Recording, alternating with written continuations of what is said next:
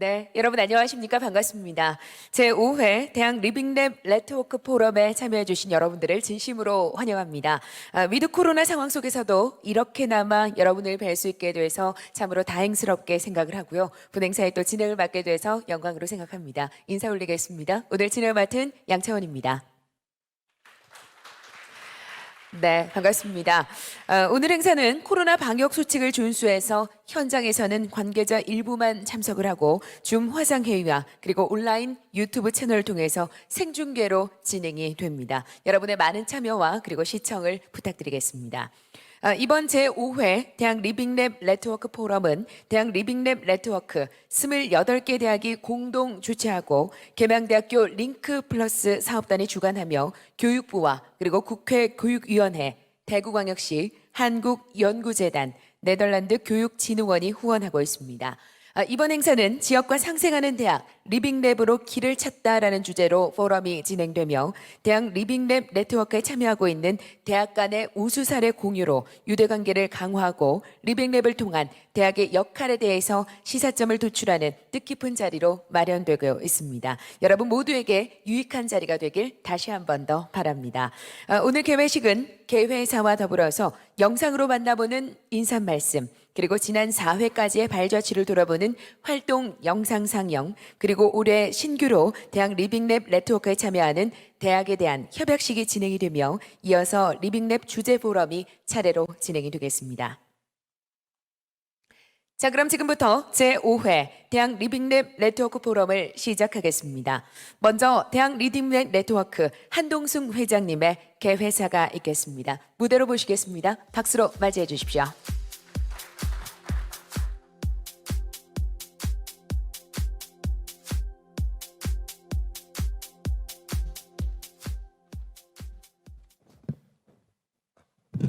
네, 안녕하십니까. 대학 리빙랩 네트워크 회장을 맡고 있는 한동숙이라고 합니다. 우리 이제 대학 리빙랩 네트워크가 발족한 지도 벌써 2년이 됐습니다. 그 2년 동안 대학에서의 리빙랩들은 엄청난 발전을 많이 했고 또 많은 성과들이 지금까지 있지 않았나 이런 생각을 하고 있습니다. 그래서 우리 리빙랩은 대학 교육과정뿐만 아니라 지역과 협력하는 과정에서도 아주 필수적인 수단이 되지 않나 이런 생각을 하고 있습니다. 그동안 우리 대학은 사실 지역대학으로서 지역에서 필요한 또는 지역이 원하는 그런 대학이 되고자 노력을 많이 했습니다. 그간에 노력한 그 리빙랩의 결과들을 모아서 대학이 어떻게 변화해야 되는지 또 지역 혁신을 위해서 어떻게 활동을 해야 되는지에 대한 기본적인 주제 토론과 그 다음에 재생에너지, 도시재생, 노인돌봄 커뮤니티의 어떤 한 분야별로 어떤 세미나를 우리가 개최하게 되었습니다. 그리고 또한 많은 학생들의 이제 우수 사례들과 그 다음에 우리가 이제 리빙랩을 교육과정으로서 학생들에게 가르칠 수 있는 여러 가지 교수법에 대한 이런 내용들을 전체를 모아서 이번 이틀간에 걸쳐서 대학 리빙랩 네트워크 포럼을 열게 되었습니다. 사실 이러한 노력들은 우리가 그동안 네트워크 활동도 하고 또 대학 내에서 많은 교수님들이 같이 노력하신 결과의 그 산물이 아닐까 이런 생각을 하고 있습니다. 그동안 이 5회 포럼을 만들기 위해서 노력해 주신 계명대 관계자 여러분들과 또 이제 운영교 그 관계자 여러분께 지난한 감사를 드리고요. 그럼 이제부터 그 대학 리빙랩 네트워크 포럼 5회 그 지역과 상생하는 대학 리빙랩에서 그 길을 찾다를 열도록 하겠습니다. 많은 분의 이제 성원과 또 시청을 바라고요. 또 많은 또 도움도 많이 될 수 있고 또 이것을 각 대학 내에 다시 한번 뿌리를 내릴 수 있는 기회로 삼아 주시길 바라겠습니다. 감사합니다. 네, 고맙습니다. 대학 리빙랩 네트워크 한동숙 회장님의 개회사 전해 들었습니다. 고맙습니다.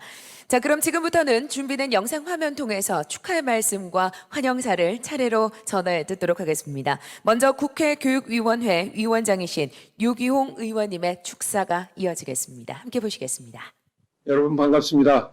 국회 교육위원장을 맡고 있는 유기홍 의원입니다. 제5회 전국 리빙랩 네트워크 포럼 개최를 진심으로 축하드리겠습니다. 지역과 상생하는 리빙랩으로 길을 찾다. 참 의미심장한 주제라고 생각합니다.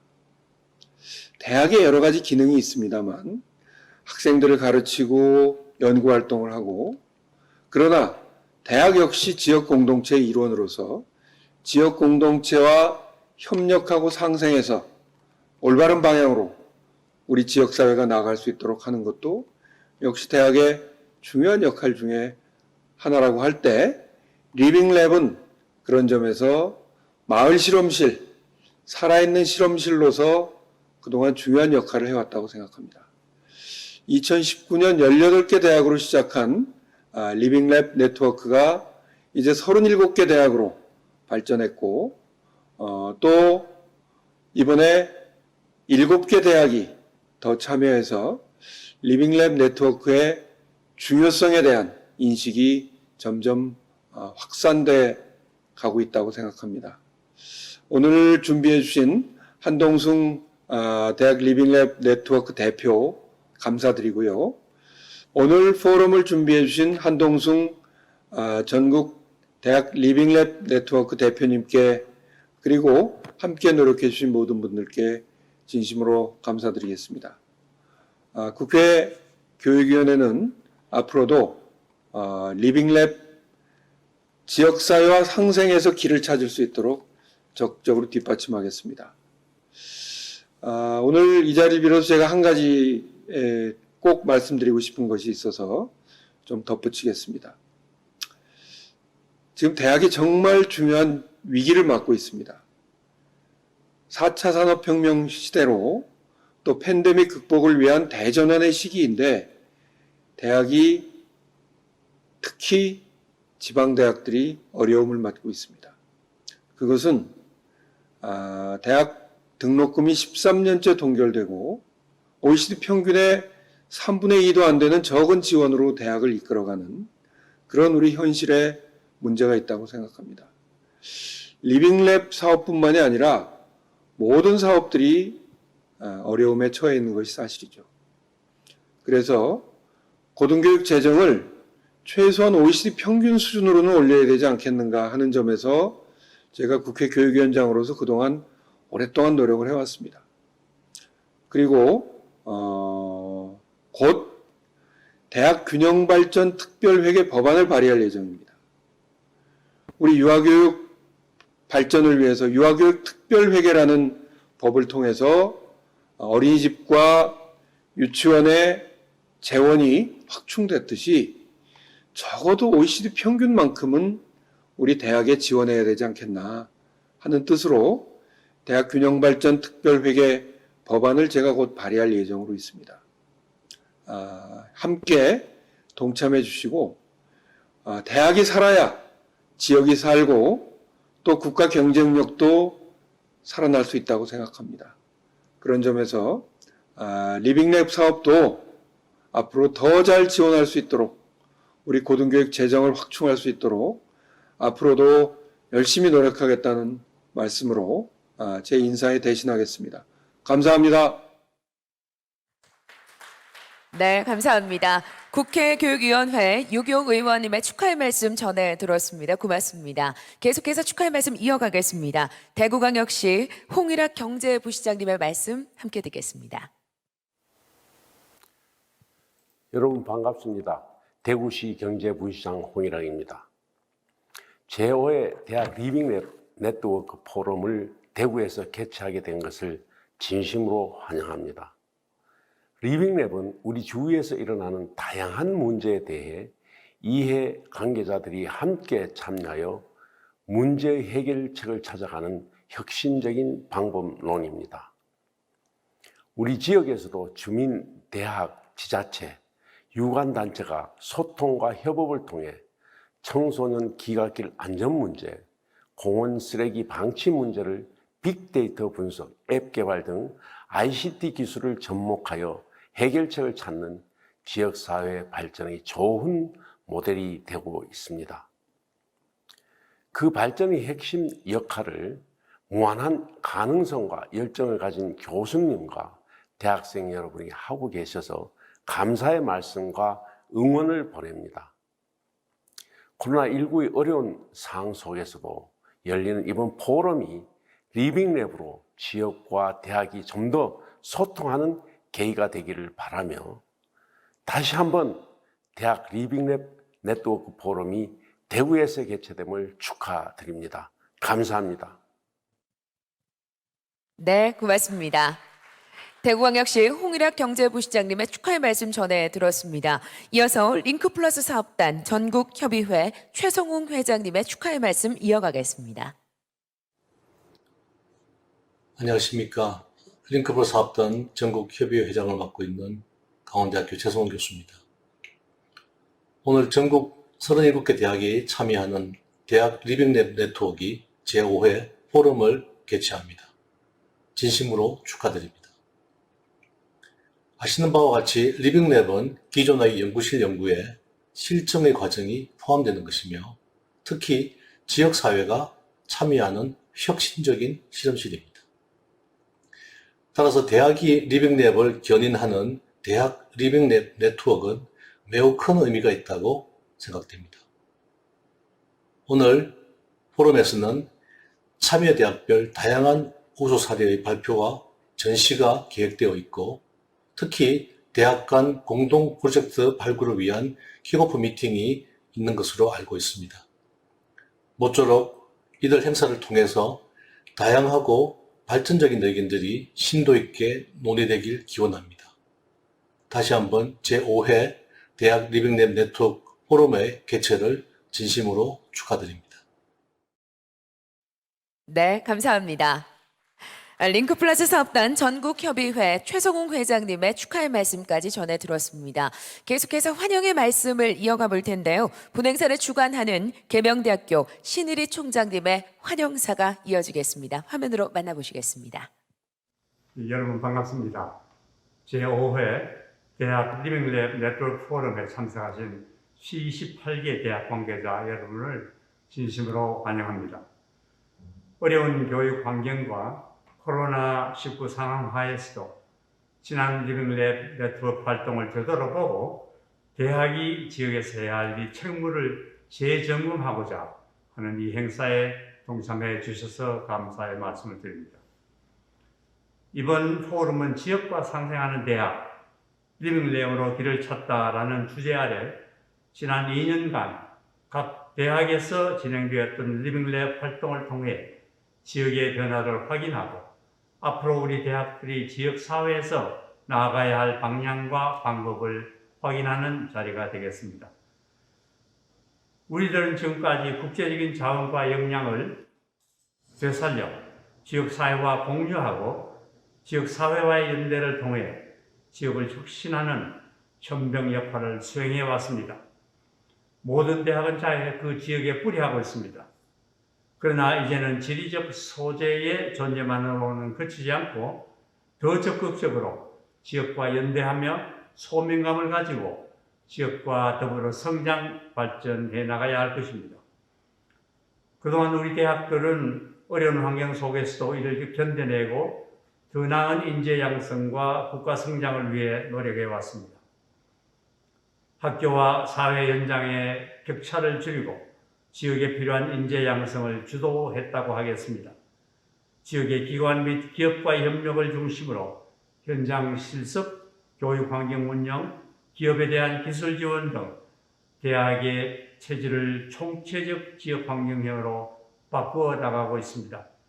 이러한 대학들의 노력은 오늘날 지역의 위기를 극복할 수 있는 값진 원동력이 되고 있습니다. 오늘 제5회 대학 리빙랩 네트워크 포럼에서 논의되는 지역과 상생하는 대학의 역할을 통해 지속적으로 지역사회 문제 해결을 위한 대학들의 노력을 응원하며 그동안 성공적으로 수행해왔던 관계자 여러분의 각고의 노력에 깊은 감사와 존경의 말씀을 드립니다. 앞으로도 혁신적인 성장 발전하는 리빙랩 네트워크 포럼이 되기를 바라며 엄중한 코로나19 시국에 모든 분들이 건강하시기를 기원드립니다. 감사합니다. 네, 감사합니다. 계명대학교 신일희 총장님의 환영사까지 전해 들었습니다. 고맙습니다. 자, 다음은 지금까지 이어온 대학 리빙랩 네트워크 포럼 역대 행사들에 대한 발자취를 되돌아보는 활동 영상물이 준비되어 있습니다. 역시 화면 통해서 함께 만나보시겠습니다.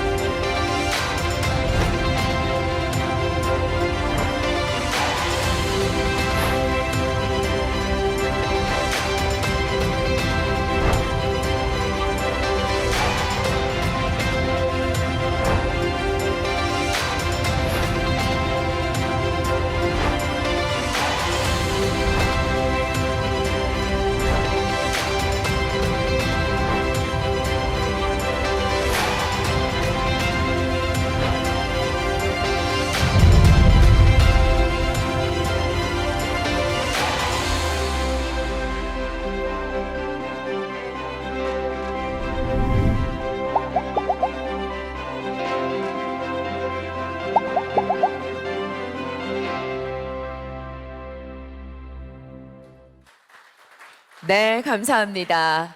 화면을 통해서 지금까지 쭉 이어져 왔던 대학 리빙랩 네트워크 포럼의 발자취를 둘러보는 시간이었습니다.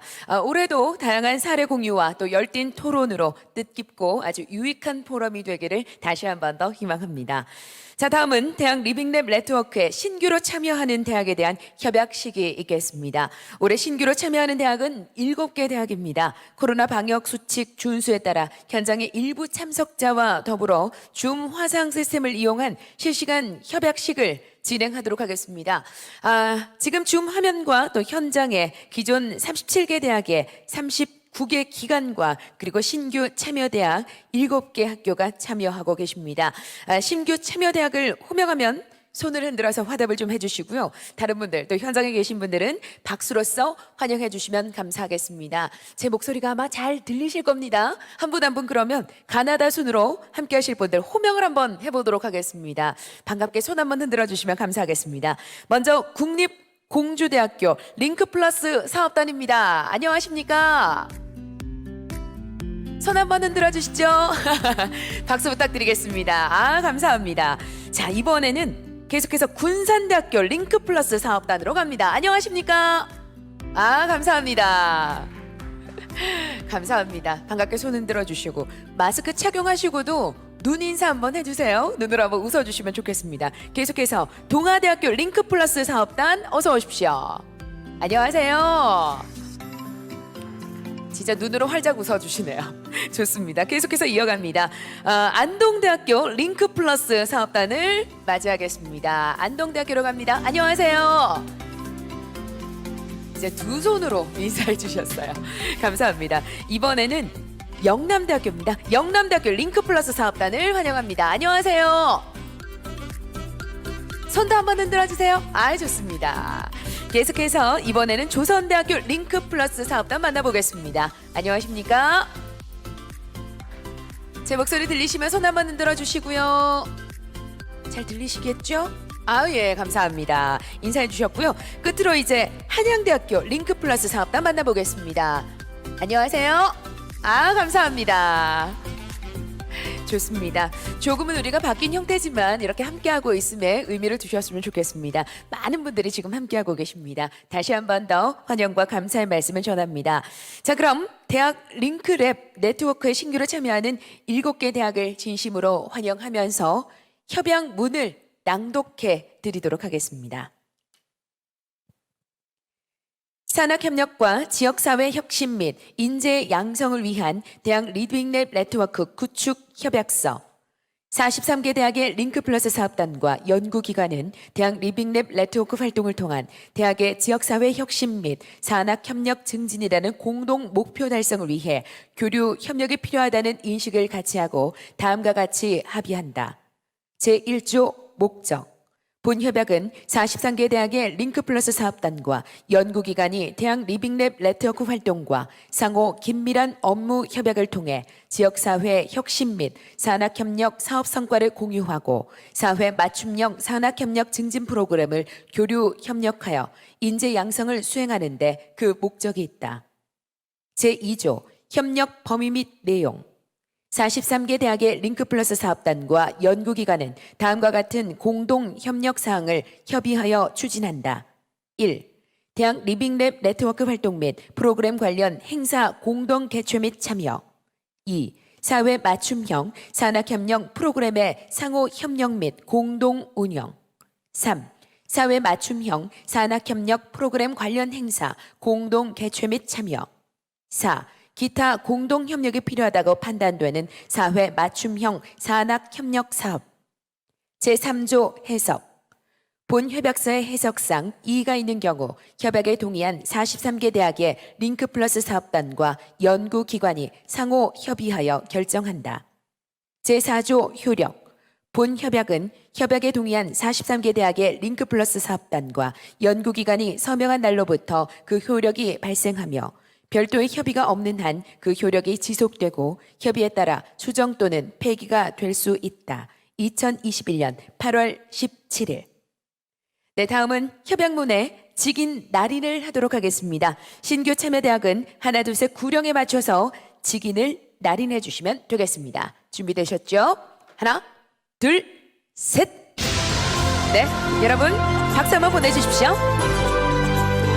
네, 감사합니다. 자, 바로 이어갈 텐데요. 다음은 협약문 날인 확인과 더불어서 기념사진 촬영이 있겠습니다. 참여자분들, 얼굴과 협약문이 화면에 잘 함께 보일 수 있도록 가슴 높이 정도로 펼쳐 들어주시면 감사하겠습니다. 얼굴도 같이 보이셔야 됩니다. 기념사진 촬영은 화면 캡처와 녹화로 대신하도록 하겠습니다. 여러분들도 같이 좀 펼쳐 들어주시죠. 보기 좋습니다. 얼굴과 그리고 협약문이 잘 보일 수 있도록 가슴 앞쪽으로 펼쳐 들어주십시오. 네, 감사합니다. 다시 한 번 더 환영의 박수를 부탁드리겠습니다. 고맙습니다. 네, 감사합니다. 자, 그럼 이것으로 개회식은 마무리를 짓도록 하겠습니다. 바로 이어서 대학 리빙랩 주제 포럼을 진행하도록 하겠습니다. 여러분 잠시만 기다려 주십시오.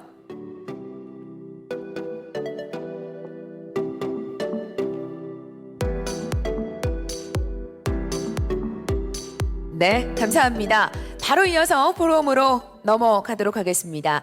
주제 포럼은 첫 번째 발제자로 네덜란드 에라스무스 대학의 더크 루흐바흐 교수의 지속 가능형 전환 형성이라는 주제로 강연이 진행이 되며, 두 번째 발제로는 한국과학기술정책연구원의 송위진 박사님의 지역과 상생하는 대학과 리빙랩이라는 주제로 강연이 펼쳐지겠습니다. 이어서 토론과 질의응답 시간이 주어지겠습니다. 자, 그럼 대학 리빙랩 네트워크 포럼을 이끌어 주실 좌장을 여러분들께 소개해 드리겠습니다. 무대로 모셔보도록 하겠습니다. 포럼 저장으로 대학 리빙랩 네트워크 회장이신 전주대학교 한동순 교수께서 맡아주시겠습니다. 마이크를 넘길 텐데요. 교수님 먼저 무대로 모십니다. 여러분 박수로 맞이해 주십시오.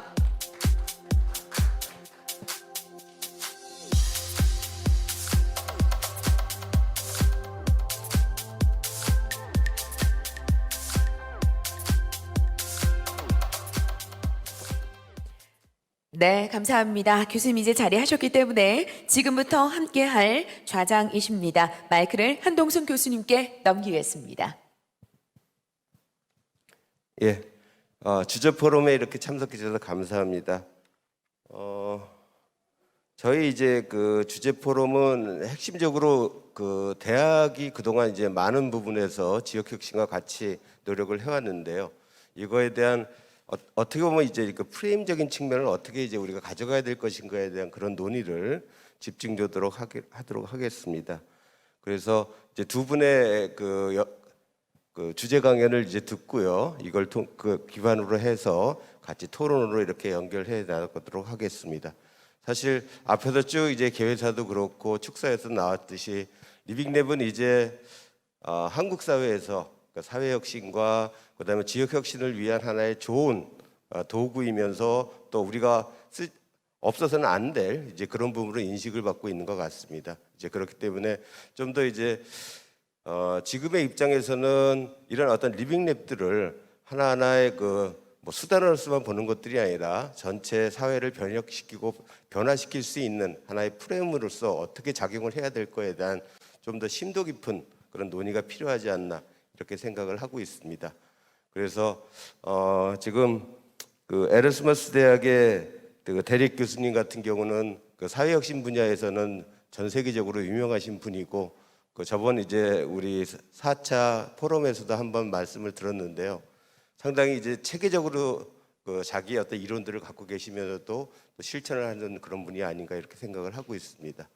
그래서 지금 연결이 됐나요? 들어와 계시나요?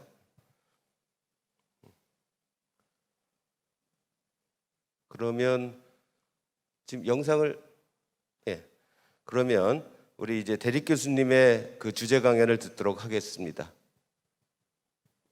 Ladies and gentlemen, it's my honor and pleasure to be here with you again this year.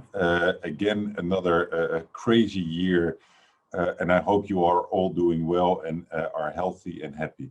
Last year, I also was virtually present to talk about transitions.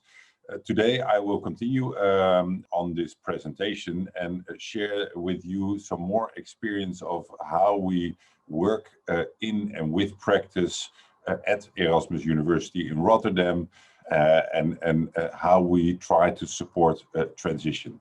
My name is Dirk Loorbach. I'm a professor of socio-economic transitions at Erasmus University and the director of DRIFT, the Dutch Research Institute for Transitions. And the title of my talk today is Shaping Sustainability Transitions and the Role of Universities. I mentioned I'm director of DRIFT. We are an interesting entity in the Erasmus University because we are an independent research institute structured like a company. So we have to earn our own money. And what we do is we combine academic research with consulting and with action research, with education and with all sorts of social engagement to support sustainability transitions in society. So here you see some of the labels or symbols of some of the projects and partners that we are involved in. For us, it's very essential that we try to combine these different types of activities. Our academic research, our applied work, our consulting, our education, and our social engagement.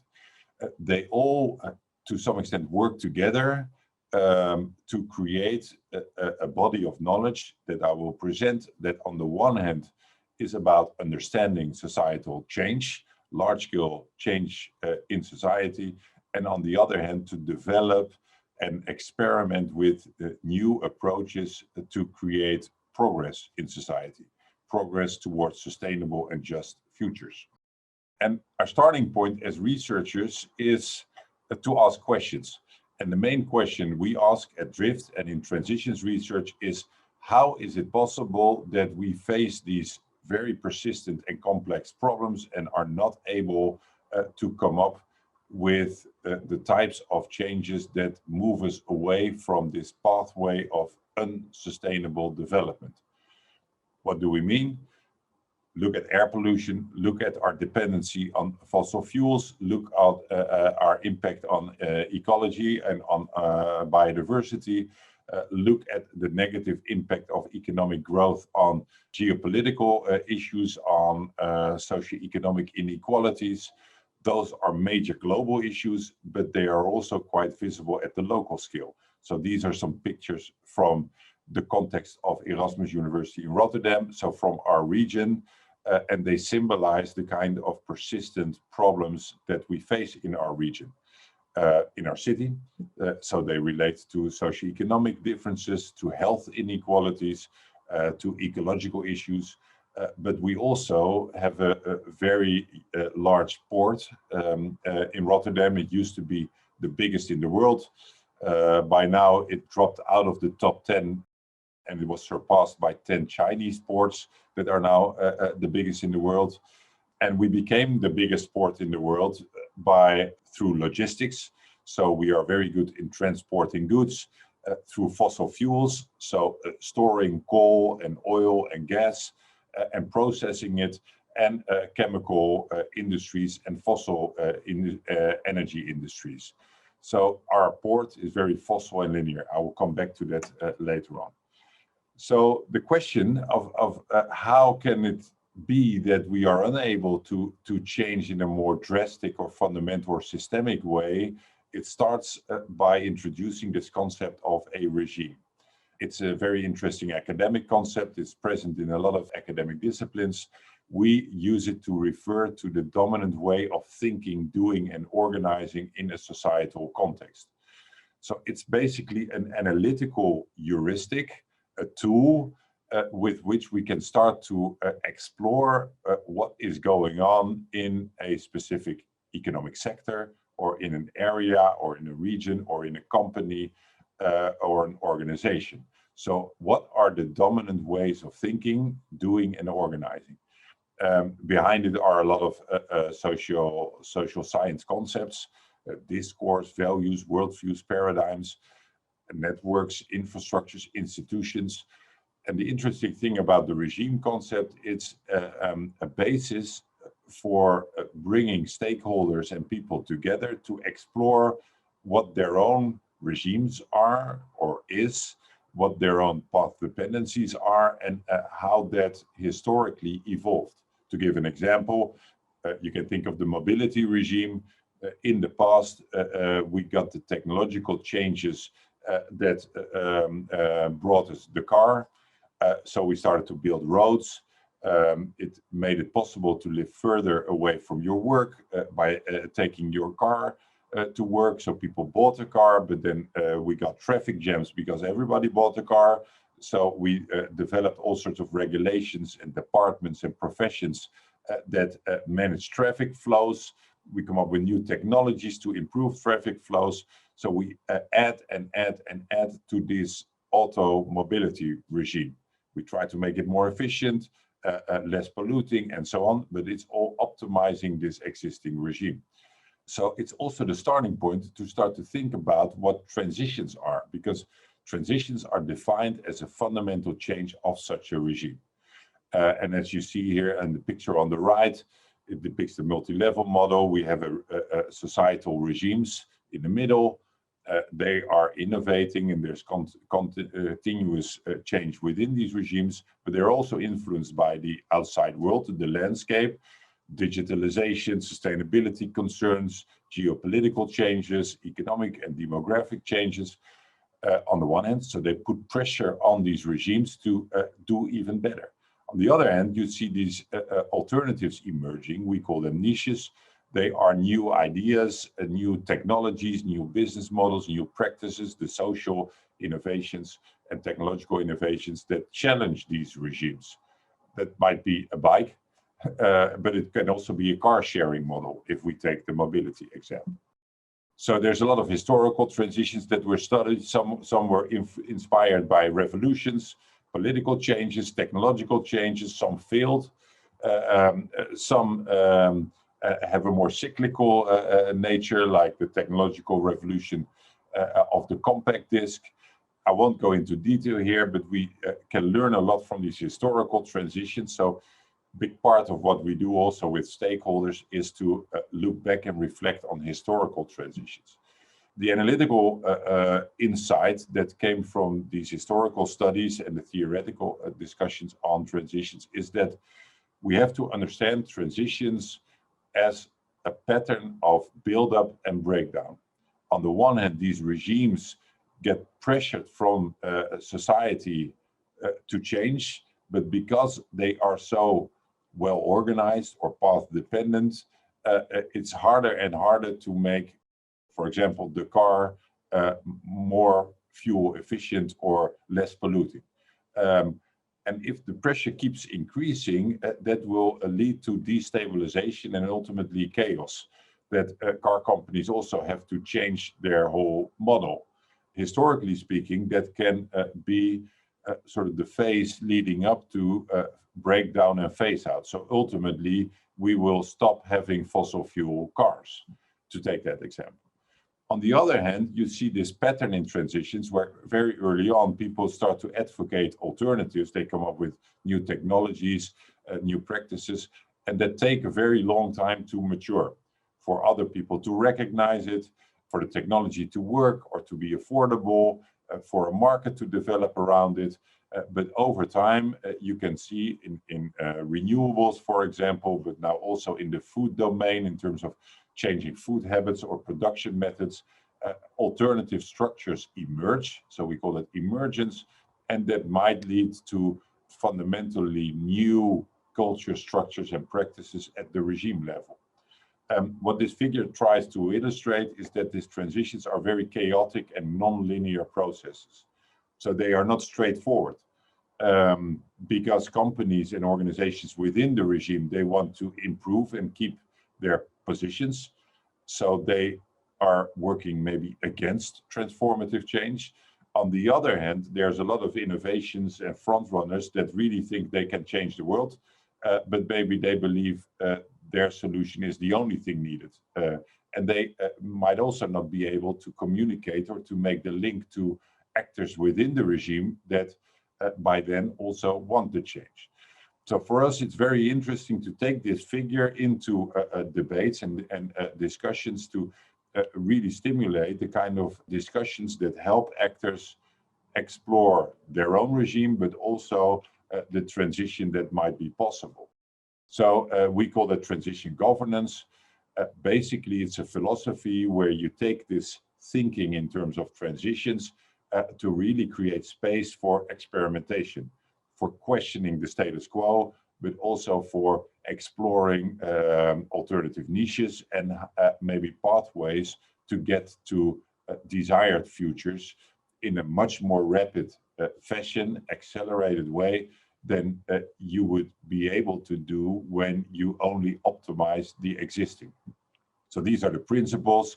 It's a lot about systems thinking, about envisioning and backcasting. So not forecasting, but backcasting from desired futures and trying to identify who are the actors we want to engage with. So there's a whole toolbox. We're talking about living labs and about transition arenas. So I'm going to give some examples of how we do that in Rotterdam at Drift.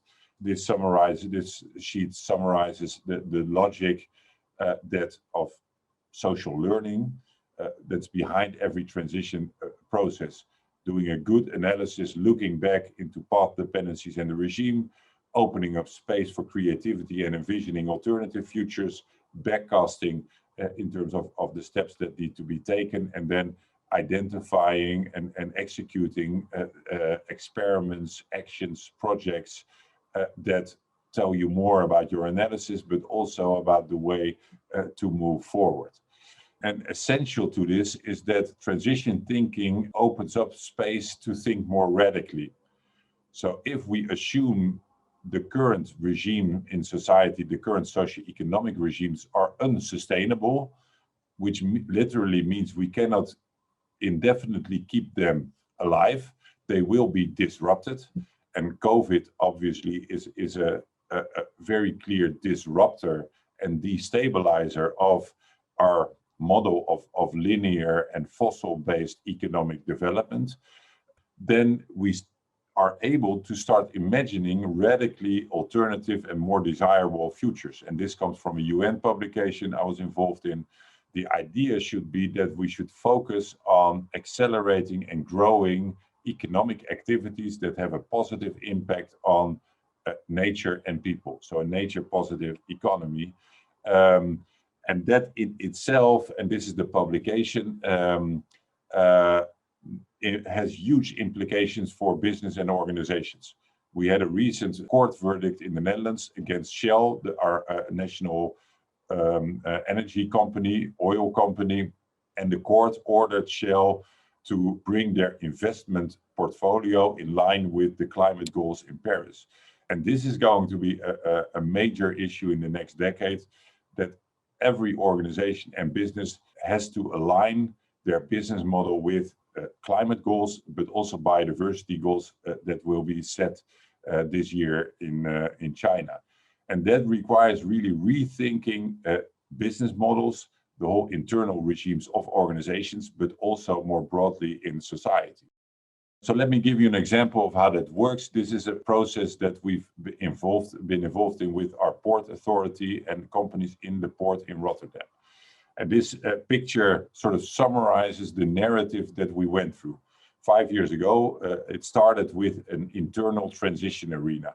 So we applied the logic I showed, doing an analysis, backcasting, and so on.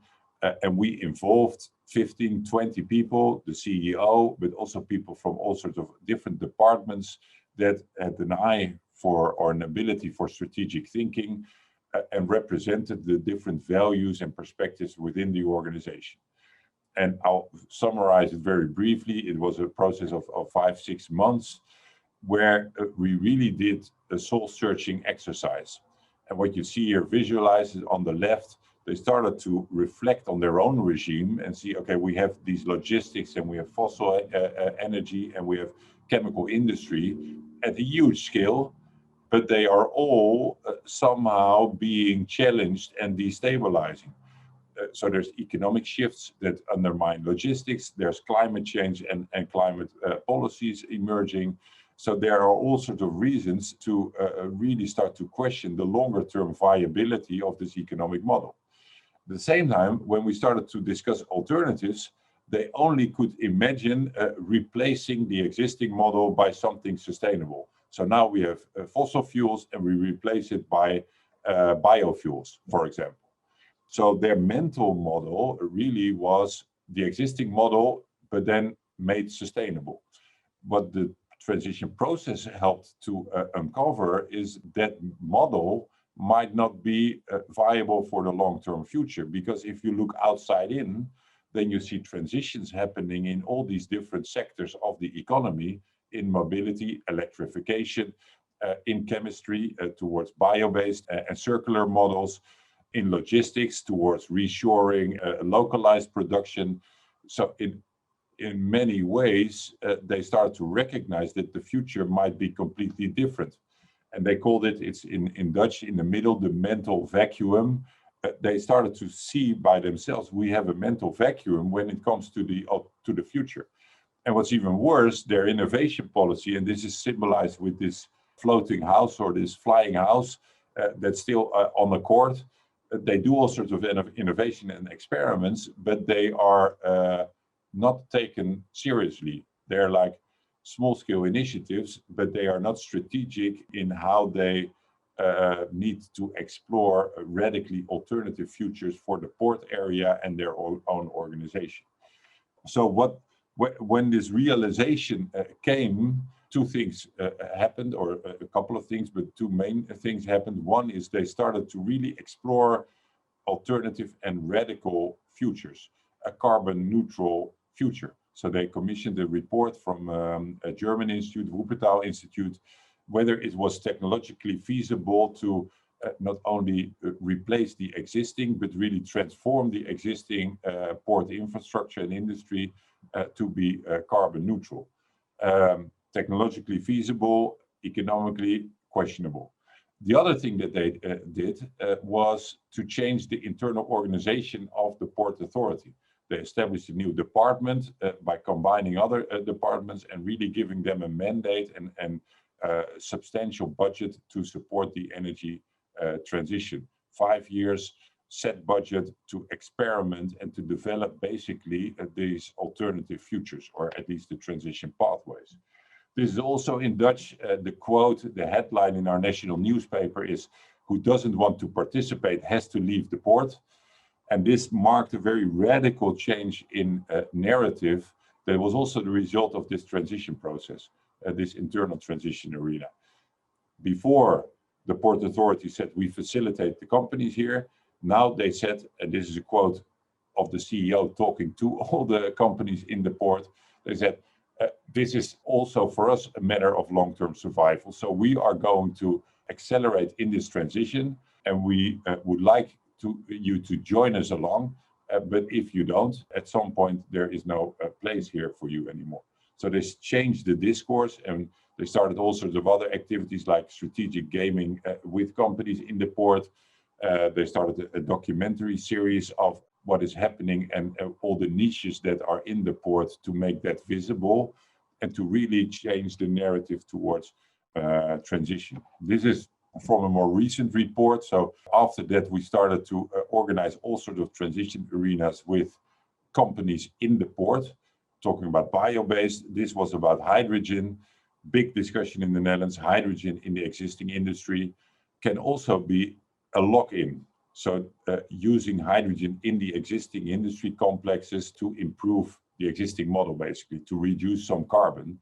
What we explored was to say, okay, let's see that as optimization, and let's take a transition perspective where we acknowledge that globally there will be hydrogen developed in different places than where the fossil fuels now come from. So what we want to do is anticipate that global hydrogen infrastructure and make sure that the Rotterdam port will get this hydrogen and be able to transport it and process it towards the rest of Europe. So it changed we had a lot of experts, international experts pitching in, companies in the port that weren't locked in to this optimization pathway also involved. And it really flipped the port strategy, where they now no longer support this optimization, but they now have this global hydrogen strategy, hoping to become the hub for this global network. So a few minutes of my presentation, just reflecting on this. What we do as researchers at Drift is take very different roles. So on the one hand, we are sort of the scientist and trying to be reflexive and doing the analysis, but we also take up all sorts of process roles with an agenda. So our agenda is really to support sustainability transitions and to be really critical also to critically reflect upon what improves existing and what might really support transformative change. So you need the kind of independent, but also a co-creative and engaging way of working. And we call that transitions research. It stands in a longer tradition of research and research institutes and universities taking up more and more the role of knowledge broker, of a change agent, or a facilitator of change. And there are some projects that illustrate it. I'll not go into detail, but we organize projects where we bring together communities of social justice and ecology. This is called Urbana. We develop workbooks for transition makers. So basically, how to do your own transition arena for civil servants. We have a project called Sonnet, where we organize city labs around energy justice and energy transition in different cities, with the same philosophy of bringing civil servants, communities, companies together to co-create basically transition storylines. But we also do that with cities and change makers when it comes to nature-based solutions and regenerating the city. In all these different, whether it's energy, nature-based solutions, or any other topic, or the port, it's still the same logic of using our research position to support process of social change. And I want to finish with this picture from Ion Fezi et al. It's a very nice summary of how sort of research can support the transformative change. So look it up, and I hope my presentation was clear and it sets in motion more transition processes in Korea and abroad. And I thank you for listening, and hope to see you someday in real life.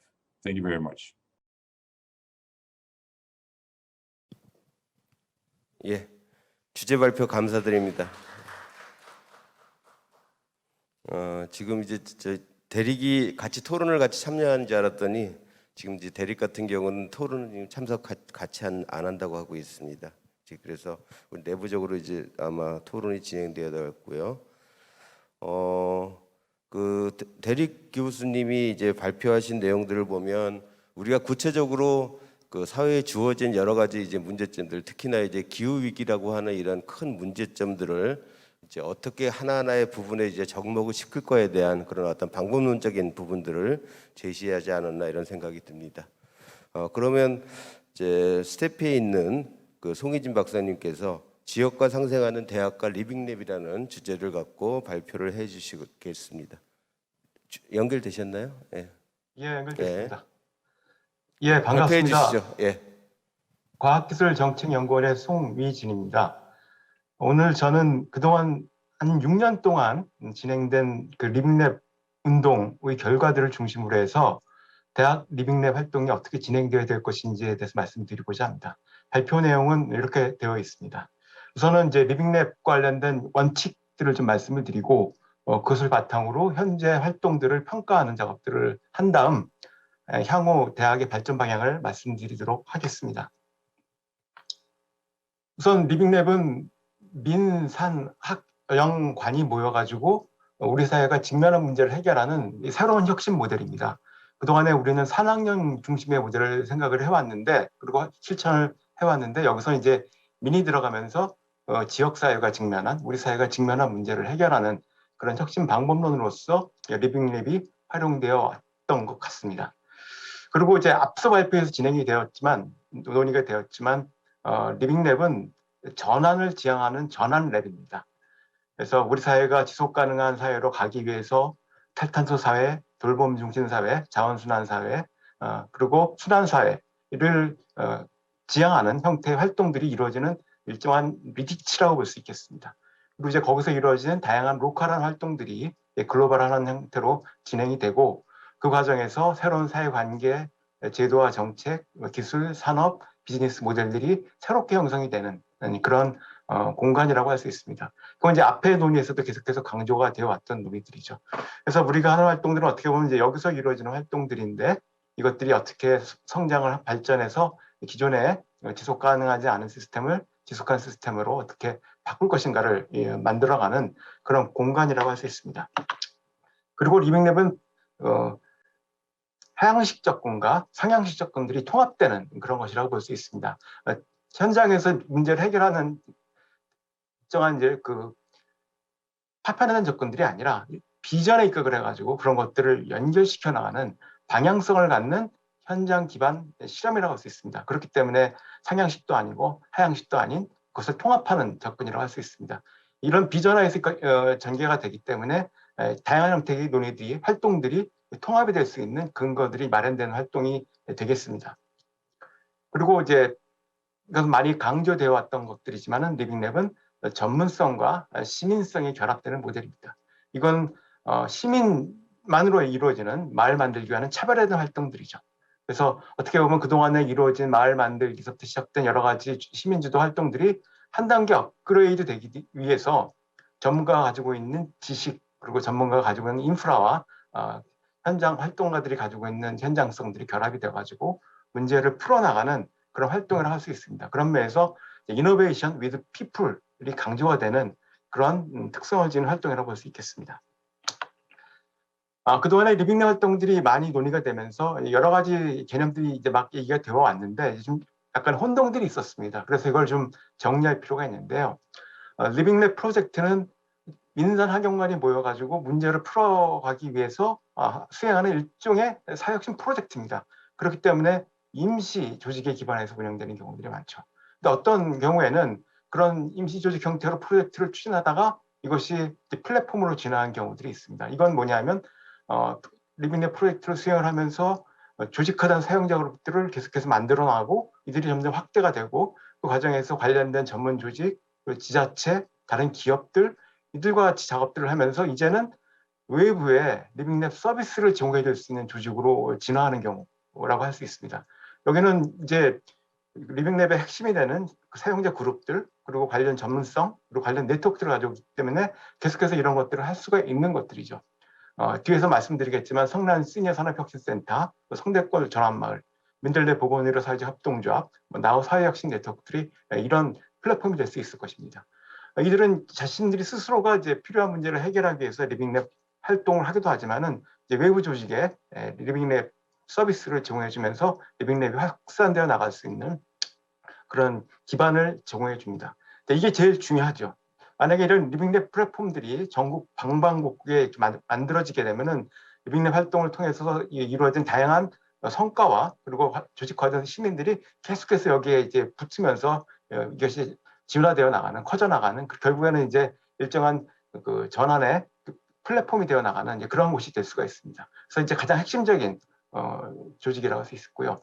리빙랩 네트워크는 이제 지금 대학 리빙랩 네트워크도 그런 바와 같이 일종의 이제 중간 조직입니다. 그래서 이 중간 조직은 당사자 중간 조직이 있을 수가 있고, 그리고 정부의 일정한 업무를 수행하는 중간 지원 조직들이 있을 텐데, 어쨌든 이런 리빙랩 네트워크는 이제 리빙랩 프로젝트나 리빙랩 플랫폼을 하는 활동들을 지원해주는 역할들을 하면서 일정한 이제 리빙랩 프로젝트들을 리빙랩 플랫폼으로 진화시키고 또 리빙랩 플랫폼을 확장시키는 그런 역할들을 하는 중간 조직이라고 할 수 있겠습니다.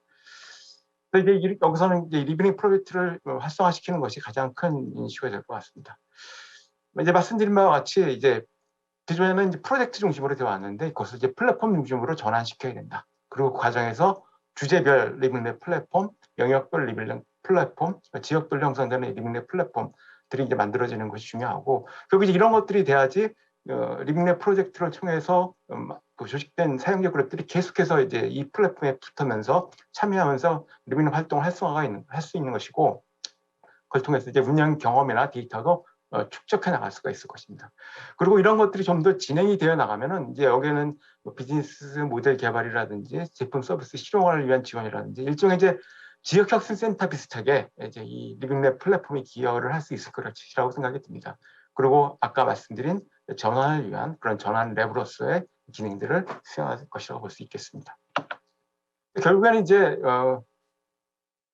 지금 이제 중간에 있는 이런 형태로 이제 현재 리빙랩 그 활동들이 발전해 나가면서 이것들이 이제 전국 단위로 만들어지게 되면 이제 각 지역별로 연결되는 이런 형태의 모습이 될 것 같습니다. 근데 대부분 현재의 상황들은 리빙랩 플랫폼을 하는 역할을 하는 조직들이 있고 뭐 이런 데 프로젝트들이 진행이 되는 이런 구조인데 이런 것들이 특정 주제나 영역별로 이렇게 묶여나가는 리빙랩 플랫폼으로서 발전하는 것들이 필요할 것 같습니다.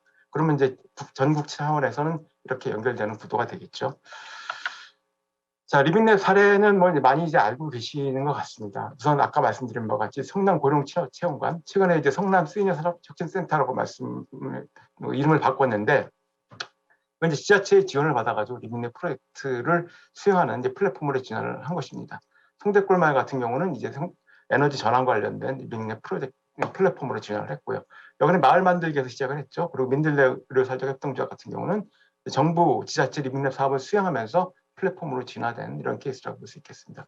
그리고 나우 사회혁신 네트워크는 기업의 사회공헌 프로그램, 사회혁신 프로그램으로 진행이 되다가 일정한 플랫폼으로 진행이 되는 것들이고요. 결국 이제 이런 조직들이 지역 단위에서 많이 만들어진다면은 이제 리빙랩이 활성화되고 리빙랩이 일정한 그 전환 랩으로서 기여할 수 있는 그런 공간들이 만들어질 것 같습니다. 그럼 이제 지역 대학의 역할에 대해서 말씀을 드리겠습니다.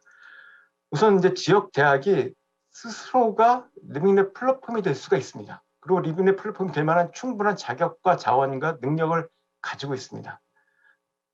그래서 대학이 중심이 돼가지고 지역에 있는 최종 사용자들을 조직하고 그리고 관련된 지식과 전문성들이 있기 때문에 네트워크도 형성하고 문제 해결 과정에 지식도 기여하는 그리고 그걸 또 교육 프로그램에 연결시켜가지고 일정한 창업도 이루어지게 하고 지역 차원에서 고용을 창출하는 이런 공간들로 활용을 할 수가 있습니다. 그리고 이제 그런 것들로 자기 정체성을 잡아나갈 수도 있고요. 현재 뭐 전주대나 경남대, 대전대들은 이런 모습을 일부 보여주고 있습니다. 그러니까 리빙랩 플랫폼으로 이제 진화하는 모습을 보여주고 있는 것들이죠.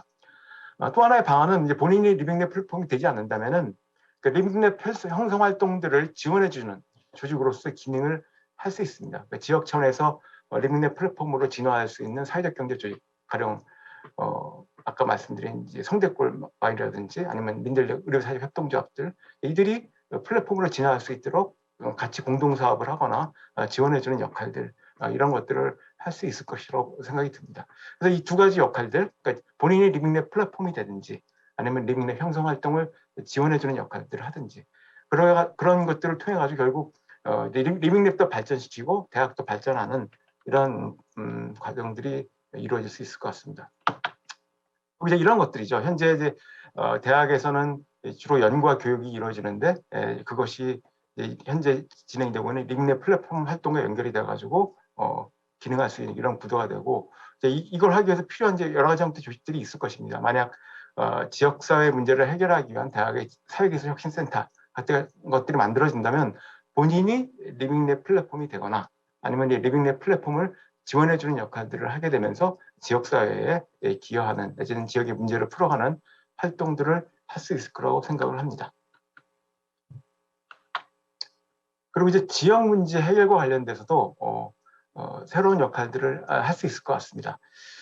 그동안에 지역 혁신과 관련돼서는 이제 이 플랜 A적인 접근들이 많았죠. 지역의 연구소와 대학 연구 기능을 강화하고 그리고 관련된 기업을 지역에 키워놓으면 결국 그것이 산업혁신이 되고 그걸 통해 경제 성장이 이루어진다는 이런 접근들을 가지고 지역혁신 전략을 취해왔습니다. 근데 이제 이게 글로벌 밸류 체인이 바뀌거나 급속한 경제 환경 변화가 나타나게 되면서 이제 글로벌 밸류 체인 속에서 위치했던 그 위치가 어느 순간에 이제 해체돼 버리고 그러면서 자신들의 위치를 찾기 어려운 상황이 되고 게다가 또 몇몇 조직들은 또 서울로 올라가 버리고 그러면서 이제 이런 형태의 플랜 A 그림들이 이렇게 어그러지는 모습이 나타나고 있습니다. 특히 이제 동남권 지역 같은 경우는 지금 이제 글로벌 밸류 체인의 변화로 인해서 이런 이제 어려움들이 많이 나타나고 있죠. 이런 이제 경험들을 하다 보니까 이제 지역 차원의 지식을 공급하는 이런 단위를 만들어 놓은 것도 중요하지만은 이미 이제 그런 것들이 어느 정도 인프라가 됐기 때문에 이제는 그렇게 축적된 그 자원 그리고 인력, 능력을 가지고 지역사회의 문제 해결서부터 시작하는 일종의 이제 플랜 B형 전략들을 논의하는 것들이 이제 논의되고 있습니다. 이건 가령 대구를 예로 들자면 대구의 열섬효과, 그러니까 대구가 직면한 굉장히 중요한 문제죠.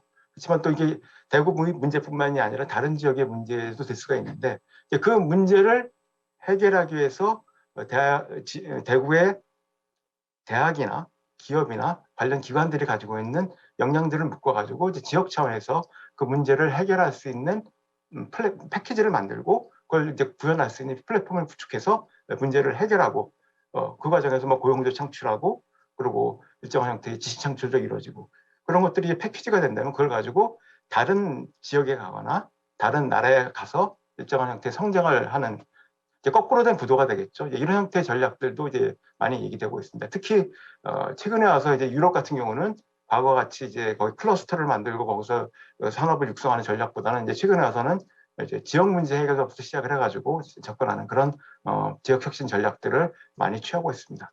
그런 맥락에서는 이제 이런 접근들이 이루어진다면은 지역에서 이루어지는 리빙랩 플랫폼 활동들 그리고 지역 대학이 플랫폼을 만들면서 수행하는 여러 가지 형태의 지역 문제 해결 활동들이 플랜 B의 지역 혁신 활동을 추진하는데 상당한 도움을 줄 것으로 생각이 됩니다. 가령 예를 든다면 이제 지역에서 이제 고령화 인력이 많다면 이제 일정한 형태의 통합 돌봄 형태가 되어야 되는데 그걸 풀기 위해서 그동안은 주로 이제 사회적 경제 조직이나 아니면은 지역에 이제 그 사회 서비스를 제공하는 조직들 중심으로 문제를 풀었는데 그게 아니라 지역 대학이 가지고 있는 기술적 기반 그리고 여러 가지 형태의 과학 연구 그리고 거기서 이루어지는 여러 가지 홍보 활동들 이런 것들이 통합이 돼가지고 지역의 그 통합 돌봄 시스템을 구축해서 한쪽으로는 지역사회가 직면한 문제를 해결하고 또 한쪽으로는 새로운 형태의 융합형 산업을 만들어내는 이런 형태의 전략들을 이제 얘기하기 시작을 한 것이죠. 그래서 이제 여러 가지 형태의 시도들이 지금 이루어지고 있는데 만약에 이런 것들이 진행이 된다면은 아마 지역에 있는 대학들이 이걸 수행하는데 굉장히 중요한 역할을 하게 될 겁니다. 이미 이제 그런 조건들은 국가나 아니면 이제 그 유럽 차원에서의 그 혁신 프로그램에 이미 반영이 되고 있죠. 가령 현재 진행이 되고 있는 이제 그 호라이즌 유럽이라는 유럽의 그 R&D 프로그램 같은 경우는 명확하게 이제 문제 중심으로 접근하고 있습니다. 그래서 SDG에서 나오는 이제 그 도전 과제를 정해놓고 그거를 달성하기 위해서 목표를 정하고 그 목표를 달성하기 위해서 거기서 필요한 과학기술 활동 그리고 비즈니스 활동 그리고 여러 가지 형태의 제도 변화 이런 것들을 통합적으로 접근하는 작업들을 하고 있습니다. 이제 이게 이제 임무 중심적 혁신 프로그램이라고 얘기를 하는데 이런 것들을 통해 가지고 새로운 형태의 융합형 산업을 만들어내는 그리고 이제 그걸 통해서 선도 투자를 정부가 하고 그걸 통해서 기업들의 후속 투자를 이끌어내는 이제 이런 프로그램들을 구체적으로 운영을 하고 있습니다. 아까 말씀드린 지역 차원의 문제를 해결하는 조건들이 바로 이런 틀로서 진행이 된다면은 새로운 형태의 융합형 산업과 그리고 문제 해결 방식들이 구현이 될 수 있을 것 같습니다. 그리고 이거는 이제 기존의 이제 대학에서 이루어지는 연구 방식과는 다른 조건들을 필요로 하게 됩니다. 우리가 이제 학제적 연구 그리고 그 다학제적 연구 이런 표현들을 많이 하는데 이제 이런 우리가 문제를 풀어가는 이런 연구 개발 활동의 경우에는 트랜스디스플리너리 리서치라고 얘기할 수 있겠습니다. 보통 학제적 연구는 전문가가 가지고 있는 A 지식 그리고 전문가가 가지고 있는 B 지식 이걸 이제 결합하는 이런 연구인데요. 트랜스디스플리너리 리서치는 전문가들이 가지고 있는 지식과 함께 이해 당사자, 내지는 시민사회 조직이 가지고 있는 현장 지식들이 같이 결합이 되는 그런 특성을 지니고 있습니다. 그래서 분과 간의 장벽을 넘어서는 것뿐만이 아니라 전문성과 시민성의 융합을 통해 가지고 현장의 지식과 체계적 지식이 같이 결합이 되는 그런 모습들을 지니게 되는 것입니다. 그래서 이제 연구 활동들도 이런 사회 활동과 그리고 과학기술 활동들이 같이 처음서부터 이제 같이 문제를 구조화하고 팀을 구성해서 문제를 풀어가는 이런 접근들을 가지고 진행이 되는 내용들을 담고 있습니다. 현재 이제 이런 프로그램들은 이제 독일어권 지역에서 많이 진행이 되고 있습니다. 특히 스위스 같은 경우는 스위스 과학재단에서 아예 이제 자신들이 특화될 수 있는 영역으로 이 트랜스디스플레이 리서치 프로토콜을 만들어가지고 운영이 되고 있는데, 어쨌든 지금 우리가 리빙랩에서 수행하고 있는 활동들이 이제 이런 유형의 연구라고 볼 수 있겠습니다. 그래서 이제 이런 틀들을 조건에 맞게 잘 이제 개발을 해서 운영을 하면은 의미 있는 효과도 내고 결국 그것이 지역사회 문제 해결로 연결이 되는 그런 것으로 볼 수 있겠습니다. 그래서 결국에는 이제 그 대학에 이런 것들을 전문적으로 할 수 있는 센터가 저는 필요하다고 생각이 듭니다. 그동안에 이제 그 ERC, 뭐 ITRC 싸움이 현재 진행이 되고 있죠. 그래서 특정한 유형의 연구들을 하는 그런 센터들을 이제 형성해서 운영을 하고 있는데, 지금 진행이 되는 리빙랩 활동이나 지역 문제 해결 활동들은 저는 이런 센터 같은 것들이 만들어져야 된다고 생각을 합니다. 왜냐하면 아까 이제 말씀드린 바와 같이 이런 새로운 유형의 활동들은 기존 방식과는 다른 접근들을 필요로 합니다. 그래서 일정한 형태의 이제 코퍼릿 벤처 같은 모습들이 지니게 되는 거죠. 왜냐하면 기존의 평가 방식이나 기존의 R&D 방식, 참여하는 주체, 지향하는 목표 이런 것들이 다르기 때문에 이들이 지금 자신들의 속성을 잘 구현하면서 연구를 할 수 있는 그런 새로운 형태의 보호되는 틀 이런 것들이 필요하기 때문에 그렇습니다. 이건 이제 아까 이제 대립 교수의 그 논의에서도 나오는 것들인데, 어쨌든 이런 형태의 보호된 공간 내지는 독특한 자기 정체성을 가지고 연구를 수행할 수 있는 그런 공간들이 마련이 돼야 되고, 결국 이제 대학 내에 아예 이런 사회기술 연구센터 같은 것들이 만들어진다면은 좀 더 이제 본인이 스스로 리빙랩 플랫폼이 되거나 리빙랩 프로젝트를 지원함으로써 지역사회 문제 해결에 기여할 수 있는 그런 계기가 마련되지 않을까 생각을 합니다. 예, 이 정도로 발표를 마치겠습니다. 감사합니다. 예, 감사합니다. 예, 박수 한번 쳐주시죠. 예. 우리 송희진 박사님께서 우리 대학의 어떤 리빙랩들이 어떻게 발전을 해나가는가에 대한 하나의 그 길을 이렇게 만들어 주신 것 같습니다. 그러니까 그동안 프로젝트 중심에서 있었던 여러 가지 어떤 리빙랩 활동들을 일단 모아서 우리가 이제 하나의 플랫폼으로서 전환을 시키고, 또 이런 내용들을 이제 어떻게 하나하나 구체화 시킬 것인가에 대한 자세한 설명들을 이 도표를 통해서 해주셨지 않나 생각이 듭니다. 그러면 우리 이제 그 두 분의 주제를 들었기 때문에 이제 토론으로 들어가도록 하겠습니다. 우리 토론자들께서는 앞으로 좀 나와주시기 바랍니다.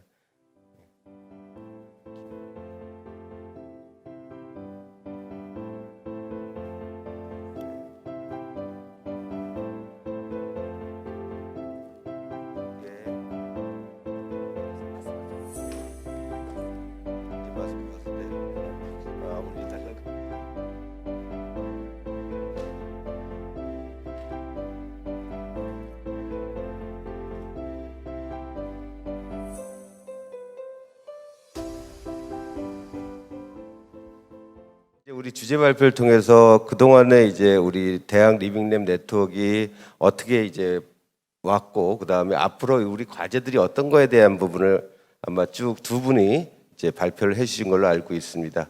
그래서 우리 이제 토론자들께서도 현재 이제 그 발표하신 두 분의 어떤 그 문제 제기와 방향성에 대해서 좀 이렇게 코멘트도 해 주시고, 또 경험이 있으신 부분이 있다면 그 경험을 통해서 대학 리빙랩들이 어떻게 발전을 해나가야 되는지 이런 부분에 대한 조언을 주셨으면 감사하겠습니다. 그러면 우리 순서대로 황 교수님께서 발표를 해주시기 바랍니다.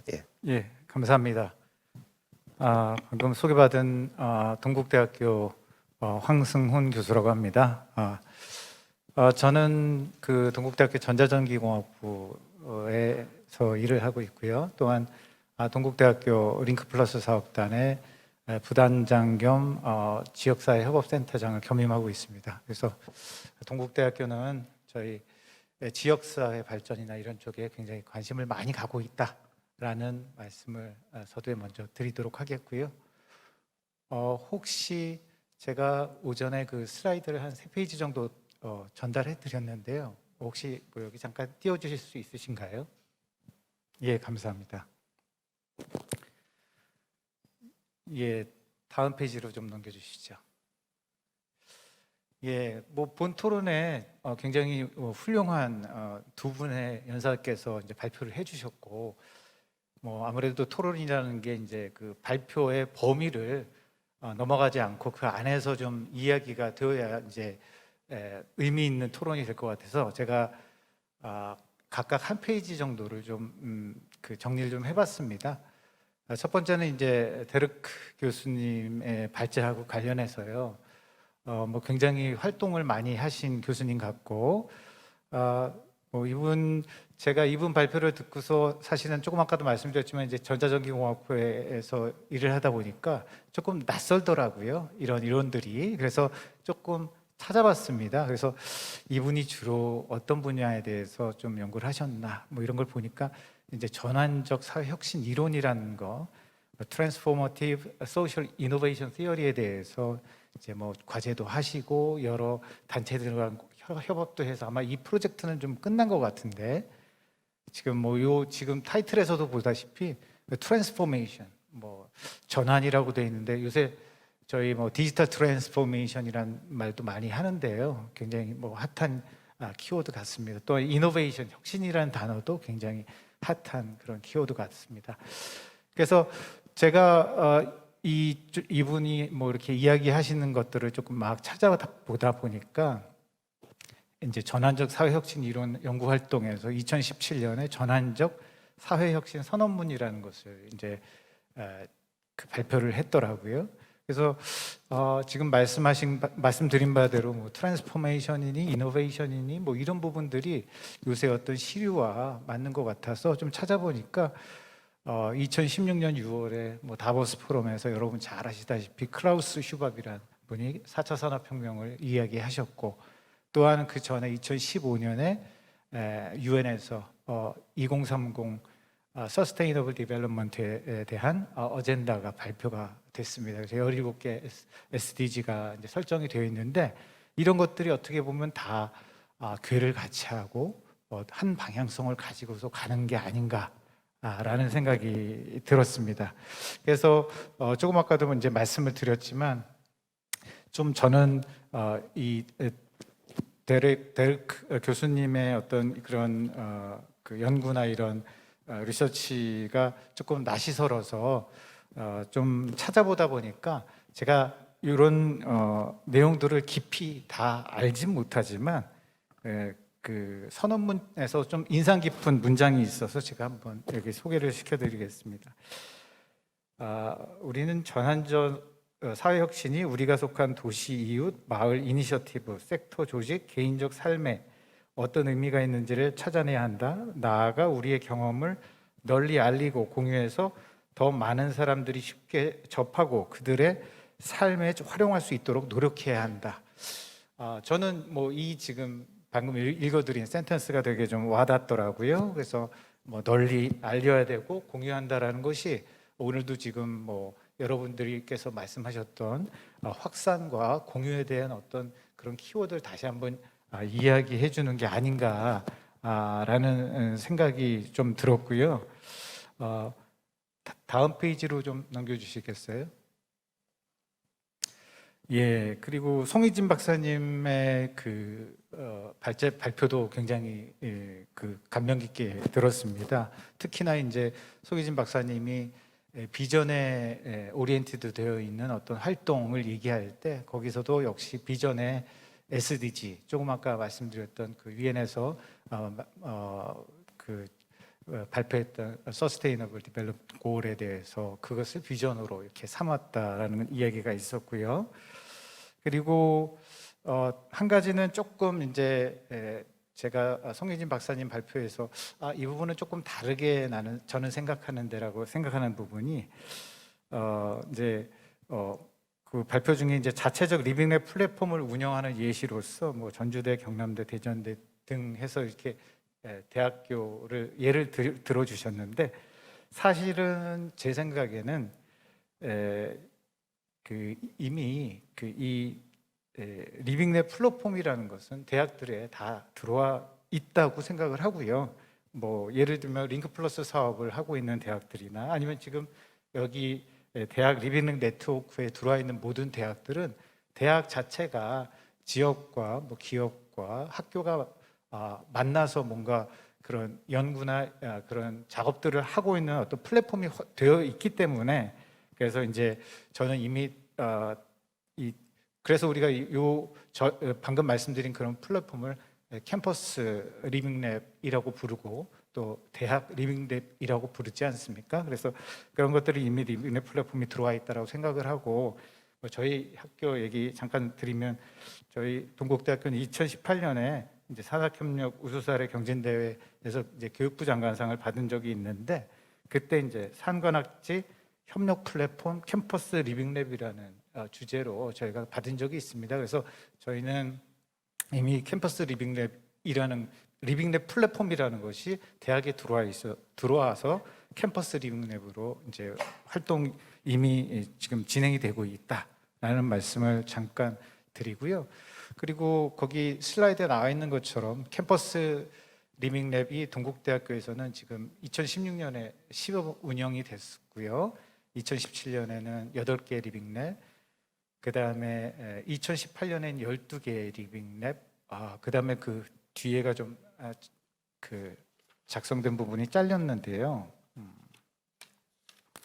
그 다음에 2019년에는 14개, 그 다음에 2020년에는 18개, 이런 식으로 리빙랩의 숫자가 증가하고 있습니다. 근데 사실은 제가 거기 숫자 뒤에다가 지금 2018년에 12개 중에 3개, 그 다음에 2019년은 14개 중에 5개, 2020년은 18개 중에 5개가 사실은 연속형 리빙랩을 운영을 하고 있습니다. 그러니까 기존의 리빙랩이 계속 이어져 오고 있다라는 이야기죠. 그래서 이 부분에서 이제 어느 정도 뭐 지속 가능성, 아까 서스테이너빌리티를 얘기를 많이 하셨는데, 그런 부분들에 대한 기반들이 좀 만들어지고 있는 게 아닌가라는 생각이 조금 들었습니다.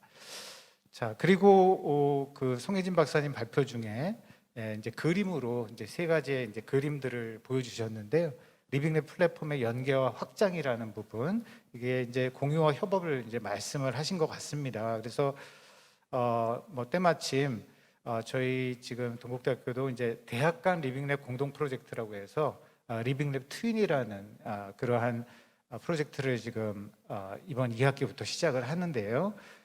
이 리빙랩 트윈은 사실은 이제 디지털 트윈에서 이제 이름을 좀 따왔습니다. 우리가 디지털 트윈하면 이제 4차 산업혁명 때문에 많이 논의가 되는데, 아날로그와 디지털, 그래서 디지털 트랜스포메이션에 의해서 아날로그가 디지털화 되는 뭐 이런 것들을 많이 이야기하잖아요. 그래서 이제 저희가 리빙랩 트윈이라는 사업을 이제 여러 대학들하고 지금 같이 계획을 하고 있는데, 여기는 이겁니다. 그 송희진 박사님 그림에서 보면 여러 이제 리빙랩들이 연결이 돼 있는데, 그 연결만 그냥 해주는 게 아니라 그 연결을 해서 무엇을 위해서 할 거고, 목적으로 할 거고, 무엇을 얻어낼 것이냐. 그래서 저희는 이제 공동 연구와 비교 연구 2개의 케이스로 지금 생각을 하고 있고요.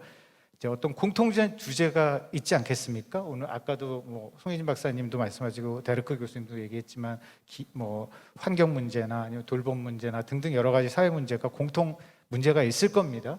그러면 이제 2개의 다른 대학이 힘을 합쳐가지고 그 주제를 향해서 협업을 하면서 나아가는 게 이제 공동 연구인 거고요. 2번째 비교 연구는 뭐냐면 각각의 대학이 좀 그 특수성이 있고 환경적인 어떤 그런 개별성이 있을 것 같습니다. 그래서 각각의 그 대학이 이 리빙랩을 진행하면서 그 진행 상황을 상대방 대학에게 공유를 함으로써 서로에게 배워서 자기가 진행하는 리빙랩의 완성도를 높인다라는 측면에서 이제 2가지 케이스의 리빙랩 트윈이라는 지금 프로젝트를 진행할 예정이고요. 아마 요거는 내일 아마 요 대학 리빙랩 포럼에서 세션을 가지고서 그 같이 하는 대학들과 아마 킥오프 미팅이 있는 것으로 알고 있습니다. 자, 그리고 마지막으로 이제 말씀을 드리고 싶은 것은 송혜진 박사님께서 그 리빙랩 기반 센터 구축 사업이라는 아주 좋은 말씀을 해주셨는데요. 뭐 전적으로 굉장히 동의를 하는 바입니다. 근데 사실은 저희가 뭐 링크 플러스 사업을 하는 학교들인 경우에는 RCC라고 리커플드 코오퍼레이션 센터라고 해서 이미 그와 같은 지역 협업을 위한 지역 사회 활성화를 위한 센터들이 구축이 되어 있습니다. 그래서 그런 것들을, 그러니까 링크 플러스 사업을 하는 학교들은 그런 RCC를 활용을 해서 지금 송기준 박사님 말씀하신 그런 센터 사업을 하면 될 것 같고요. 만약 그런 것 센터들이 구축되어 있지 않은 그 학교들은 말씀하신 대로 그런 센터들을 구축해서 신규로 지금 말씀하신 사업들을 진행을 하면 어떨까라는 생각이 들었습니다. 예, 이상입니다. 감사합니다. 예, 감사합니다. 네, 현재 그 이제 동국대에서 또 이제 많은 링크 사업단들이 하고 있는 사업을 이제 연관을 지으셔서 우리 이제 대학 리빙랩 네트워크가 앞으로 이제 나가야 될 부분에 대한 그 방향들의 이제 구체적인 사업 내용들을 말씀을 해주셨습니다. 그러면 이제 두 번째로 대구 테크노파크의 김희대 센터장님 말씀해 주시기 바랍니다. 예. 네, 반갑습니다. 대구 테크노파크의 김희대입니다. 귀한 자리에 토론자로 나올 수 있게 돼서 너무 영광스럽습니다. 제가 아마 여기에 초빙 받은 이유는 이제 여기 아마 이게 균형을 좀 맞추시라 이런 것 같기도 하고요. 교수님 또 중간 조직 그리고 기업에 이렇게 중간 조직으로서의 어떤 리빙랩을 운영하고 있는 하나의 기관으로서 있고, 저희가 대구가 또 사실 이제 유럽 리빙랩 네트워크의 멤버십으로 되어 있습니다. 저희 테크노파크에서 사무국 역할을 감당을 하고 있고요. 또 현재 이제 대구 리빙 네트워크가 있는데 거기 사무국을 맡고 있어서 아마 제가 여기에 토론자로 나설 수 있게 된 것 같습니다. 오늘 두 분의 발제를 들었는데요. 사실 이제 다시 한번 또 리빙랩이 사회혁신과 지역혁신의 중요한 가교 역할을 하고 그 역할들이 무엇인가에 대해서 다시 한번 생각할 수 있게 된 것 같습니다. 제가 그 데르크 교수님 자료는 사실 처음에 받지를 못했어요. 그래서 여기 와서 제가 들었는데요. 아마 이제 전체적인 맥락은 비슷한 것 같아요. 비슷한 것 같은데 그 로테르담 사례들을 중심으로 해서 어떻게 하면 지속 가능한 혁신들을 만들어 가는가, 이 부분에 대한 이야기인데, 결국 이제 혁신에 대한 논의들이 굉장히 이제 다른 형태로 지금 진행되어지고 있다. 그래서 이전에 저희들이 있었던 혁신들을 대부분 조금 리니어하고 인크리먼탈하게 이렇게 바라보는 측면들, 그렇게 뭉뚱그려도 좋을지는 모르겠습니다만은 일단 그렇게 보고, 현재의 혁신들은 또 시스템적이고 또 트랜지셔널한 부분이다, 이렇게 이야기를 하고 있습니다. 그런데 결국 이제 이 트랜지셔널한 이제 혁신들을 만들어가기 위한 접근에 있어서 굉장히 이제 우리가 익숙하지만 사실은 그 전에는 그렇게 사용하지 못했던 방법, 백캐스팅이라든지 또 제가 요즘 많이 쓰고 있는 보이스, 그러니까 모순 지향성이라는 그런 어떤 헤겔식 어떤 철학들을 바탕으로 한 혁신의 방법론이 아닌가라는 생각이 듭니다. 그래서 이러한 부분들이 어쩌면 지금 이제 우리가 위기에 또 봉착하고 있는 현재의 상황들을 뚫고 나갈 수 있는 좋은 방법이 되지 않을까. 특히 이제 로테르담의 사례에서 사실 이제 지역적인 어떤 문제들을 되게 글로벌한 문제들로 같이 연결해서 문제를 해결해가는 방식들은 아마 모든 지역에 있는 도시들 또 대학들이 함께 고민해야 할 부분이 아닌가라는 생각이 듭니다. 두 번째 발제하신 우리 송희진 연구위원님 발제는 사실 늘 들어도 다시 한번 또 새로운 생각들을 하게 되는데요. 우리 송희진 연구위원님은 사실 이제 잘 알려진 대로 우리나라 리빙랩의 교주다, 이렇게 표현되기도 하시는데요. 그만큼 이제 한 지난 10여 년간 이 부분에서 계속 일을 하셨고, 또 지난 2016년 이후에는 집중적으로 아마 리빙랩과 관련된 부분들을 살펴보고 계신 것 같습니다. 한국에서 사실 이제 이 리빙랩의 어떤 큰 역할들을 하고 있는데, 사실 이제 비전 미션 중심의 지속 가능성을 중심으로 리빙랩을 고민하기 시작한 것은 사실 아주 최근의 일들이라고 저는 판단을 하고 있습니다. 여전히 이제 문제 중심 해결이라기보다는 조금 선언적인 어떤 미션 중심이라는 측면에서 역시 이제 당사자 주도성이 조금 요구된다는 측면, 이런 부분들이 조금 보완되어야 되겠지만, 이 부분에 대해서는 앞으로 굉장히 이제 우리가 대학 리빙랩에서도 좀 고민을 해보아야 될 부분이 아닌가라는 생각이 듭니다. 특히 이제 리빙랩의 삼위일체, 제가 프로젝트 플랫폼 네트워크를 되게 체계적으로 잘 이렇게 설명해 주셔서 너무나 감사를 드립니다. 토론자로서 몇 가지 이제 말씀을 좀 드리고자 합니다. 미래 전환 랩으로서 대학의 리빙랩이 갖춰야 될 역할들을 조금 살펴봐야 될 것 같은데요. 오늘 우리가 이제 주제를 삼고 있는 것이 이제 지역, 또 상생 이런 키워드입니다. 우리가 익숙하지만 사실 이제 이것들이 하나의 단어로만 계속 머물러져 있었던 것이 현실이라는 측면에서 이 부분들에 대한 역할들이 우리 대학 쪽에서 요구되어지고 있고, 특히 이제 리빙랩을 통해서 이러한 부분들이 잘 연결되어졌으면 하는 생각이 듭니다. 인구 변화가 사실 굉장히 이제 급격하게 바뀌어가고 있고, 모든 대학들이 특히 이제 지역에 있는 대학들이 위기 의식을 갖고 있습니다. 사실 이제 그러한 부분에서 지역의 문제들과 함께 가야 된다는 대학의 필요성이 또 되게 절체절명으로 다가옴에도 불구하고 여전히 조금 이제 대학 사회와 지역 사회가 조금 분리된 느낌들을 많이 가지고 있습니다.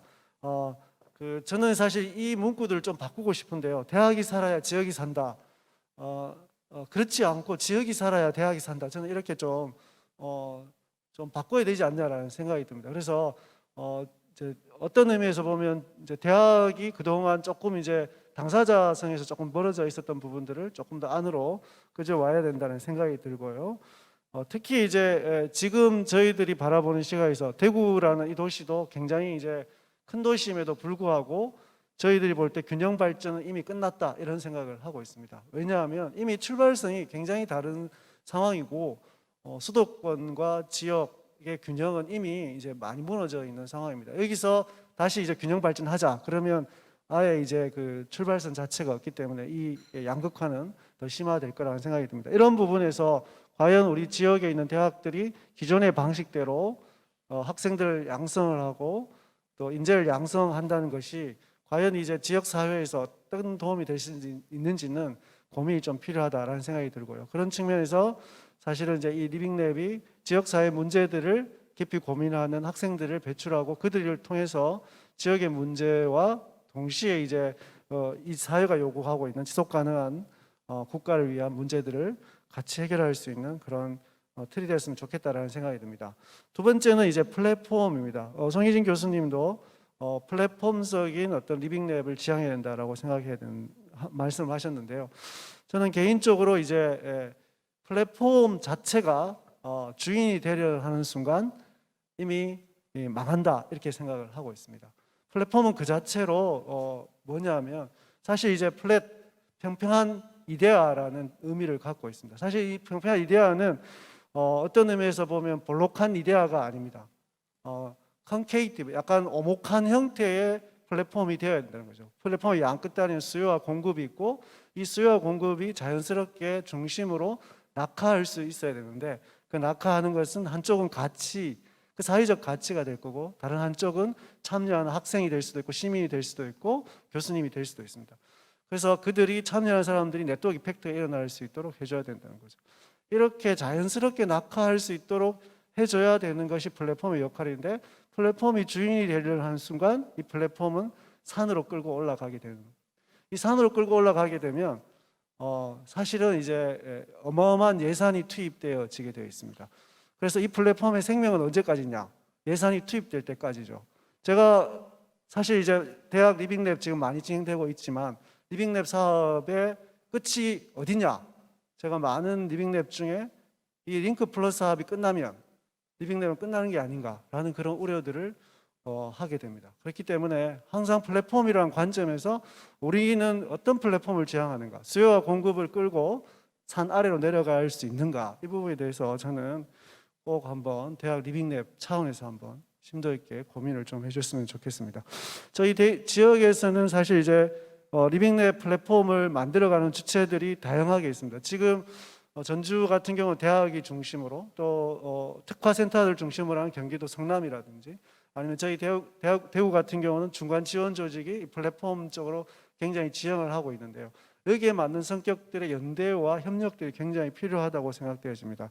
그런 측면에서 송일인 박사님이 지적해 주신 예를 들자면 뭐 리빙랩 플랫폼을 발전하기 위해서 정부의 역할과 이것들을 법제화하고 또 다른 자료에서 사회기술 촉진법 등을 이제 촉진해서 대학의 어떤 기능들을 강화하는 측면들을 많이 말씀하셨는데요.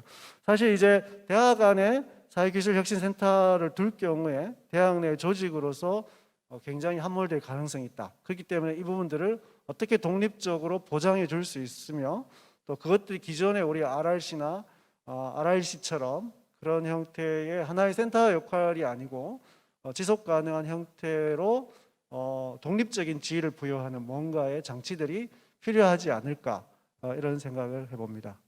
예, 이상으로 토론을 마치도록 하겠습니다. 예, 감사합니다.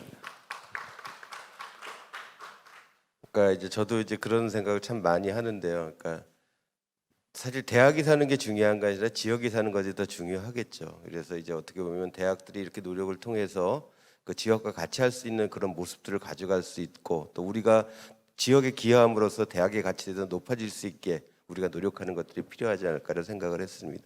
그리고 또 한 가지는 그러니까 우리가 지금 하고 있는 여러 가지의 어떤 이런 사업들이 앞으로 이제 지속 가능할 수 있도록 어떻게 구조화를 할 것인가 이런 부분에 대한 그런 이제 말씀을 해주셨습니다.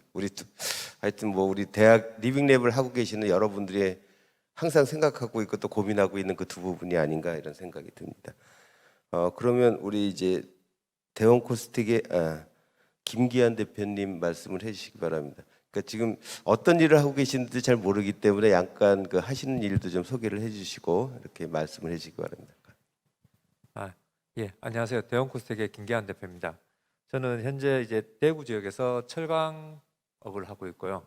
지금 이제 한지는 14년 정도 됐고 여기 오기 전에는 이제 그 대기업에서 이제 한 근무를 하다가 지금 현재 일을 하고 있고 이제 성균관대에서 기술 경영학 같은 걸 전공하면서 사실 저희 회사는 대학이나 연구기관하고 많은 이제 산업협력 프로젝트 등을 사실은 이제 수년간 해왔었습니다. 그러면서 많은 도움도 받았지만 또 사실 그 안에 많은 문제점들도 사실 좀 겪어봤었고요. 그래서 제가 오늘 이제 사실 리빙랩 이거를 보면서 항상 느끼는 건 뭐냐면 이제 대학이 좀 더 이제 상하탑에서 좀 나와서 이제 기업이나 시민들의 목소리를 더 듣고 또 어떻게 보면 그전에는 그런 니즈를 파악해서 연구하던 기관에서 함께 이제 공동 연구하는 파트너로서 생각을 하는구나라고 생각해서 굉장히 리빙랩에 대해서는 긍정적으로 생각을 하고 있습니다.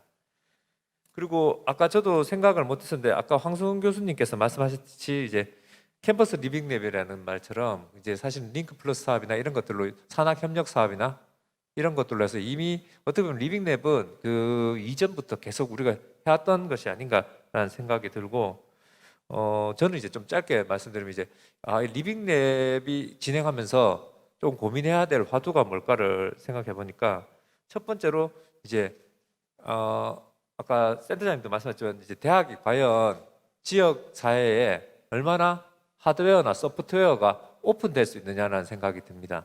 왜냐하면 사실은 지역 안에 있는 것이 저는 대학이라고 생각하는데 지역과 대학이 서로 분리돼서 이렇게 관점으로 보는 것 자체가 어떻게 보면 서로가 벽을 가지고 있다고 생각하거든요. 그래서 사실은 의외로 저 같은 이제 일반인들이나 이런 외부에서 봤을 때 대학은 사실은 다가가기 그렇게 쉬운 곳은 아닙니다. 사실은 접근하기도 어렵고 또 사실 그렇게 체계가 이렇게 명확하기보다는 조금 각 교수님들이나 각 과별로 각자의 자체적인 네트워크들이 있다 보니까 쉽게 다가가서 접촉하기 쉽지 않고 물론 이제 대학에 가서 이런 얘기를 하면 대학은 전혀 안 그렇다라는 얘기를 많이 하세요. 우리는 다가가려고 많이 애쓰고 있다라고 얘기는 하시는데 실제 이제 중요한 거는 대학이 다가가려고 애쓰는 게 어떻게 보면 대학에서 생각하는 다가가는 수준이고 실제 일반 사회나 기업들이 느끼기에는 아직까지 대학은 뭐랄까 접근하기 어렵고 다가서기 어려운 곳으로 남아 있어서 과연 이제 대학이 기존에 갖고 있던 그 틀을 깨고 하드웨어나 소프트웨어 특히 이제 저는 하드웨어는 좀 많이 개방된 것 같아요 과거보다. 근데 이제 소프트웨어는 여전히 그 대학이라는 그 특유의 시스템 안에서 있는데 그게 어떻게 바뀔 수 있을까라는 생각을 좀 해보고요.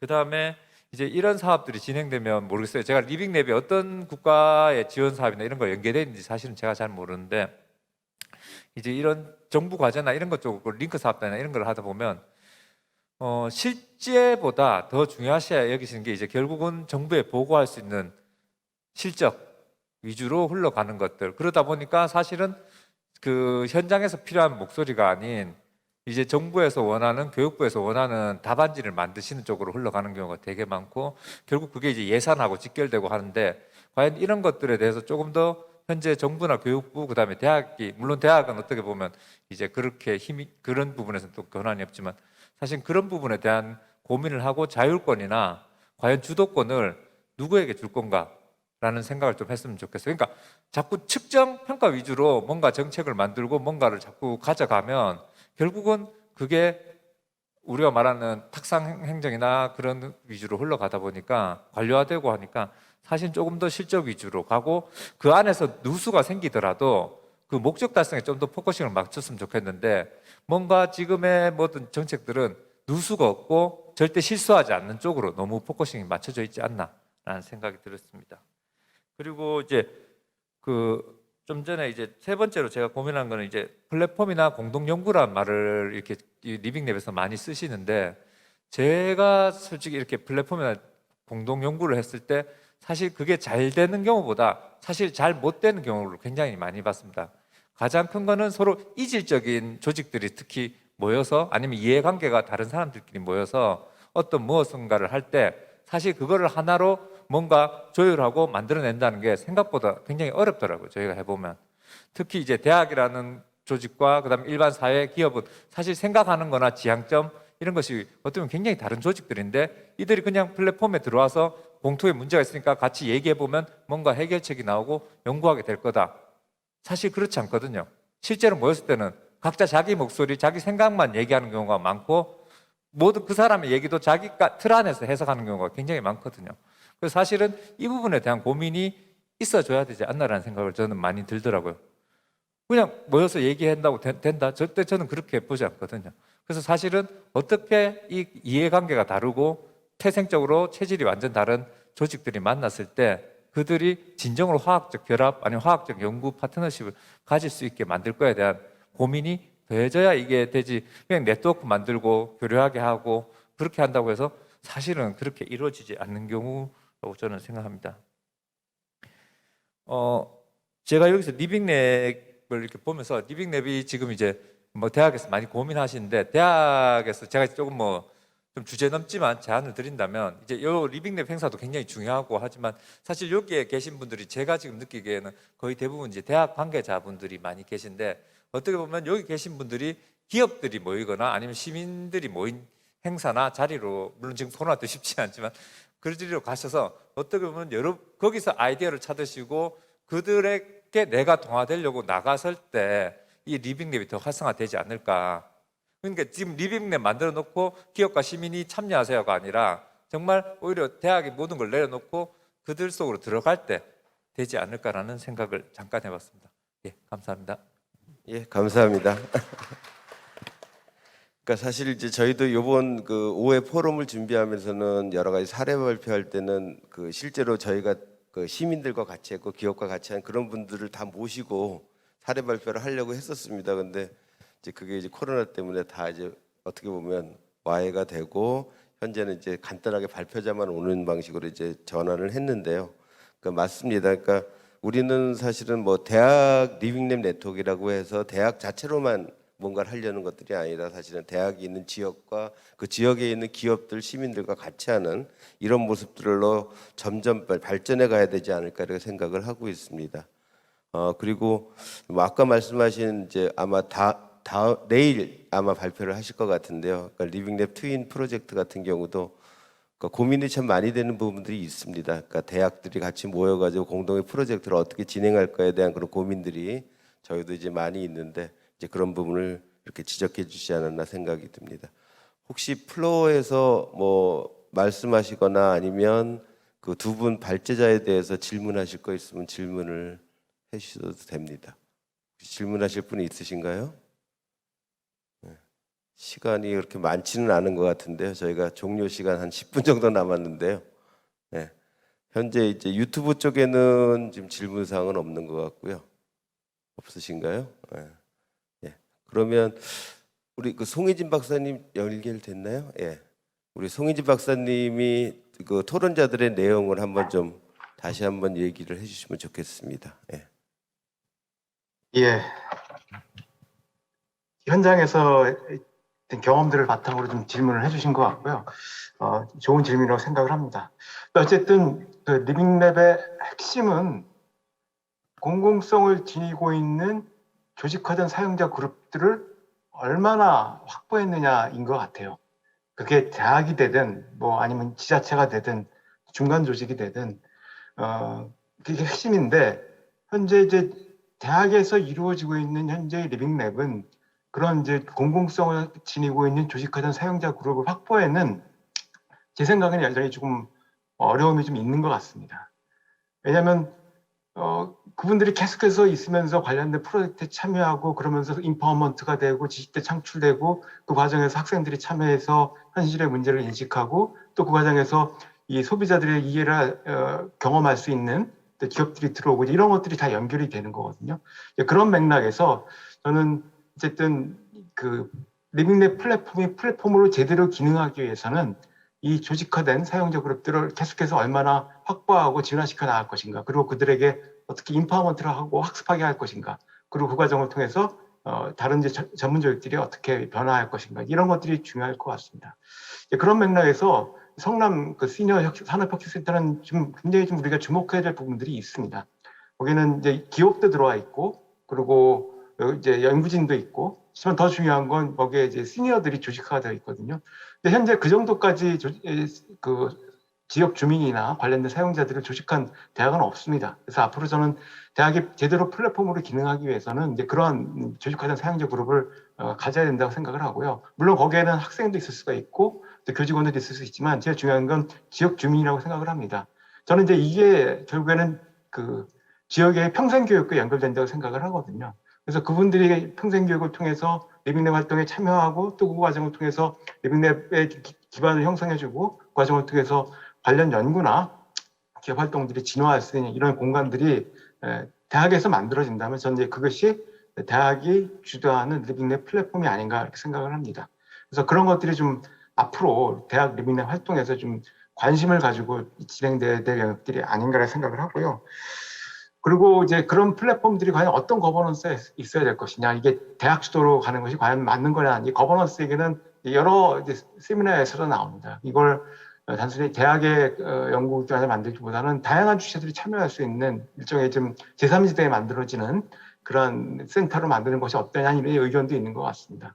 뭐 그 이제 일장일단이 있을 수는 있겠죠. 근데 어쨌든 계속해서 이런 거버넌스 얘기가 나오는 건 기존의 대학의 활동들이 그것이 어떤 형태의 활동이든 지역사회의 요구나 기업의 요구에 이제 미트하지 못했다는 측면들이 있기 때문에 그런 것 같습니다. 아까 기업에서 말씀하신 분들도 계속해서 그걸 지적을 했는데, 그렇기 때문에 이게 대학에 그 센터가 만들어진다 하더라도 그런 개방적인 거버넌스를 가지고 있다면 저는 괜찮을 거라 생각이 되는데, 이게 아무리 외부에 만들어도 만약에 특정 조직, 뭐 대학이 그걸 좌지우지한다면 또 그건 또 한계가 있을 거라 생각이 됩니다.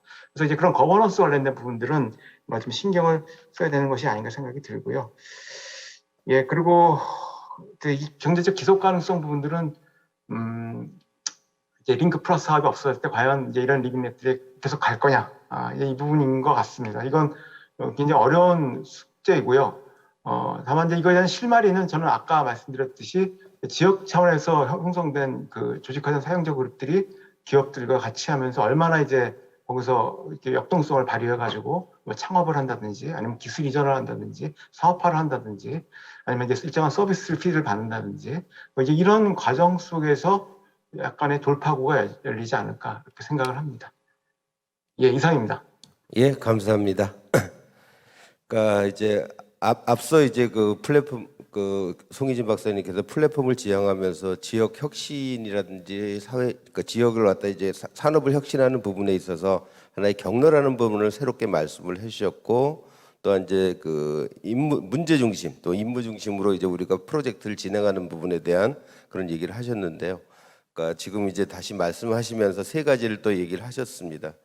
그러니까 이제 하나의 플랫폼으로서 사실 대학이 어떤 리빙랩 플랫폼으로 갖는다는 뜻은 대학에 또 고유한 역할들이 있거든요. 그러니까 단순하게 연구나 프로젝트 중심으로 가기보다는 또 교육이란 측면이 있기 때문에 이런 교육적인 측면들을 그 학과 내 이제 같이 이제 논의해서 학과의 하나의 그 정기적인 프로그램으로 만들어 나가는 것, 또한 그 지역사회 여러 가지 그 평생교육 시스템을 같이 구축해 나가는 것, 이런 부분들이 어떤 대학의 리빙랩 플랫폼으로서의 하나의 역할이 주어지지 않나 이런 얘기를 했었고요. 또 이제 가버넌스라는 측면으로서는 하나의 그 대학이 중심이 된다는 측면보다는 현재 이제 많이 이제 조성되고 있는 그 지역 리빙랩 네트워크가 이제 같이 결합을 하고 그런 조직을 통해서 가버넌스들이 만들어지고 또 여기에 많은 그 R&D 조직들이 같이 들어가면서 세부적인 어떤 그 리서치 센터들이 같이 연결되는 것들이 가능하지 않을까 이런 생각을 하고 있습니다.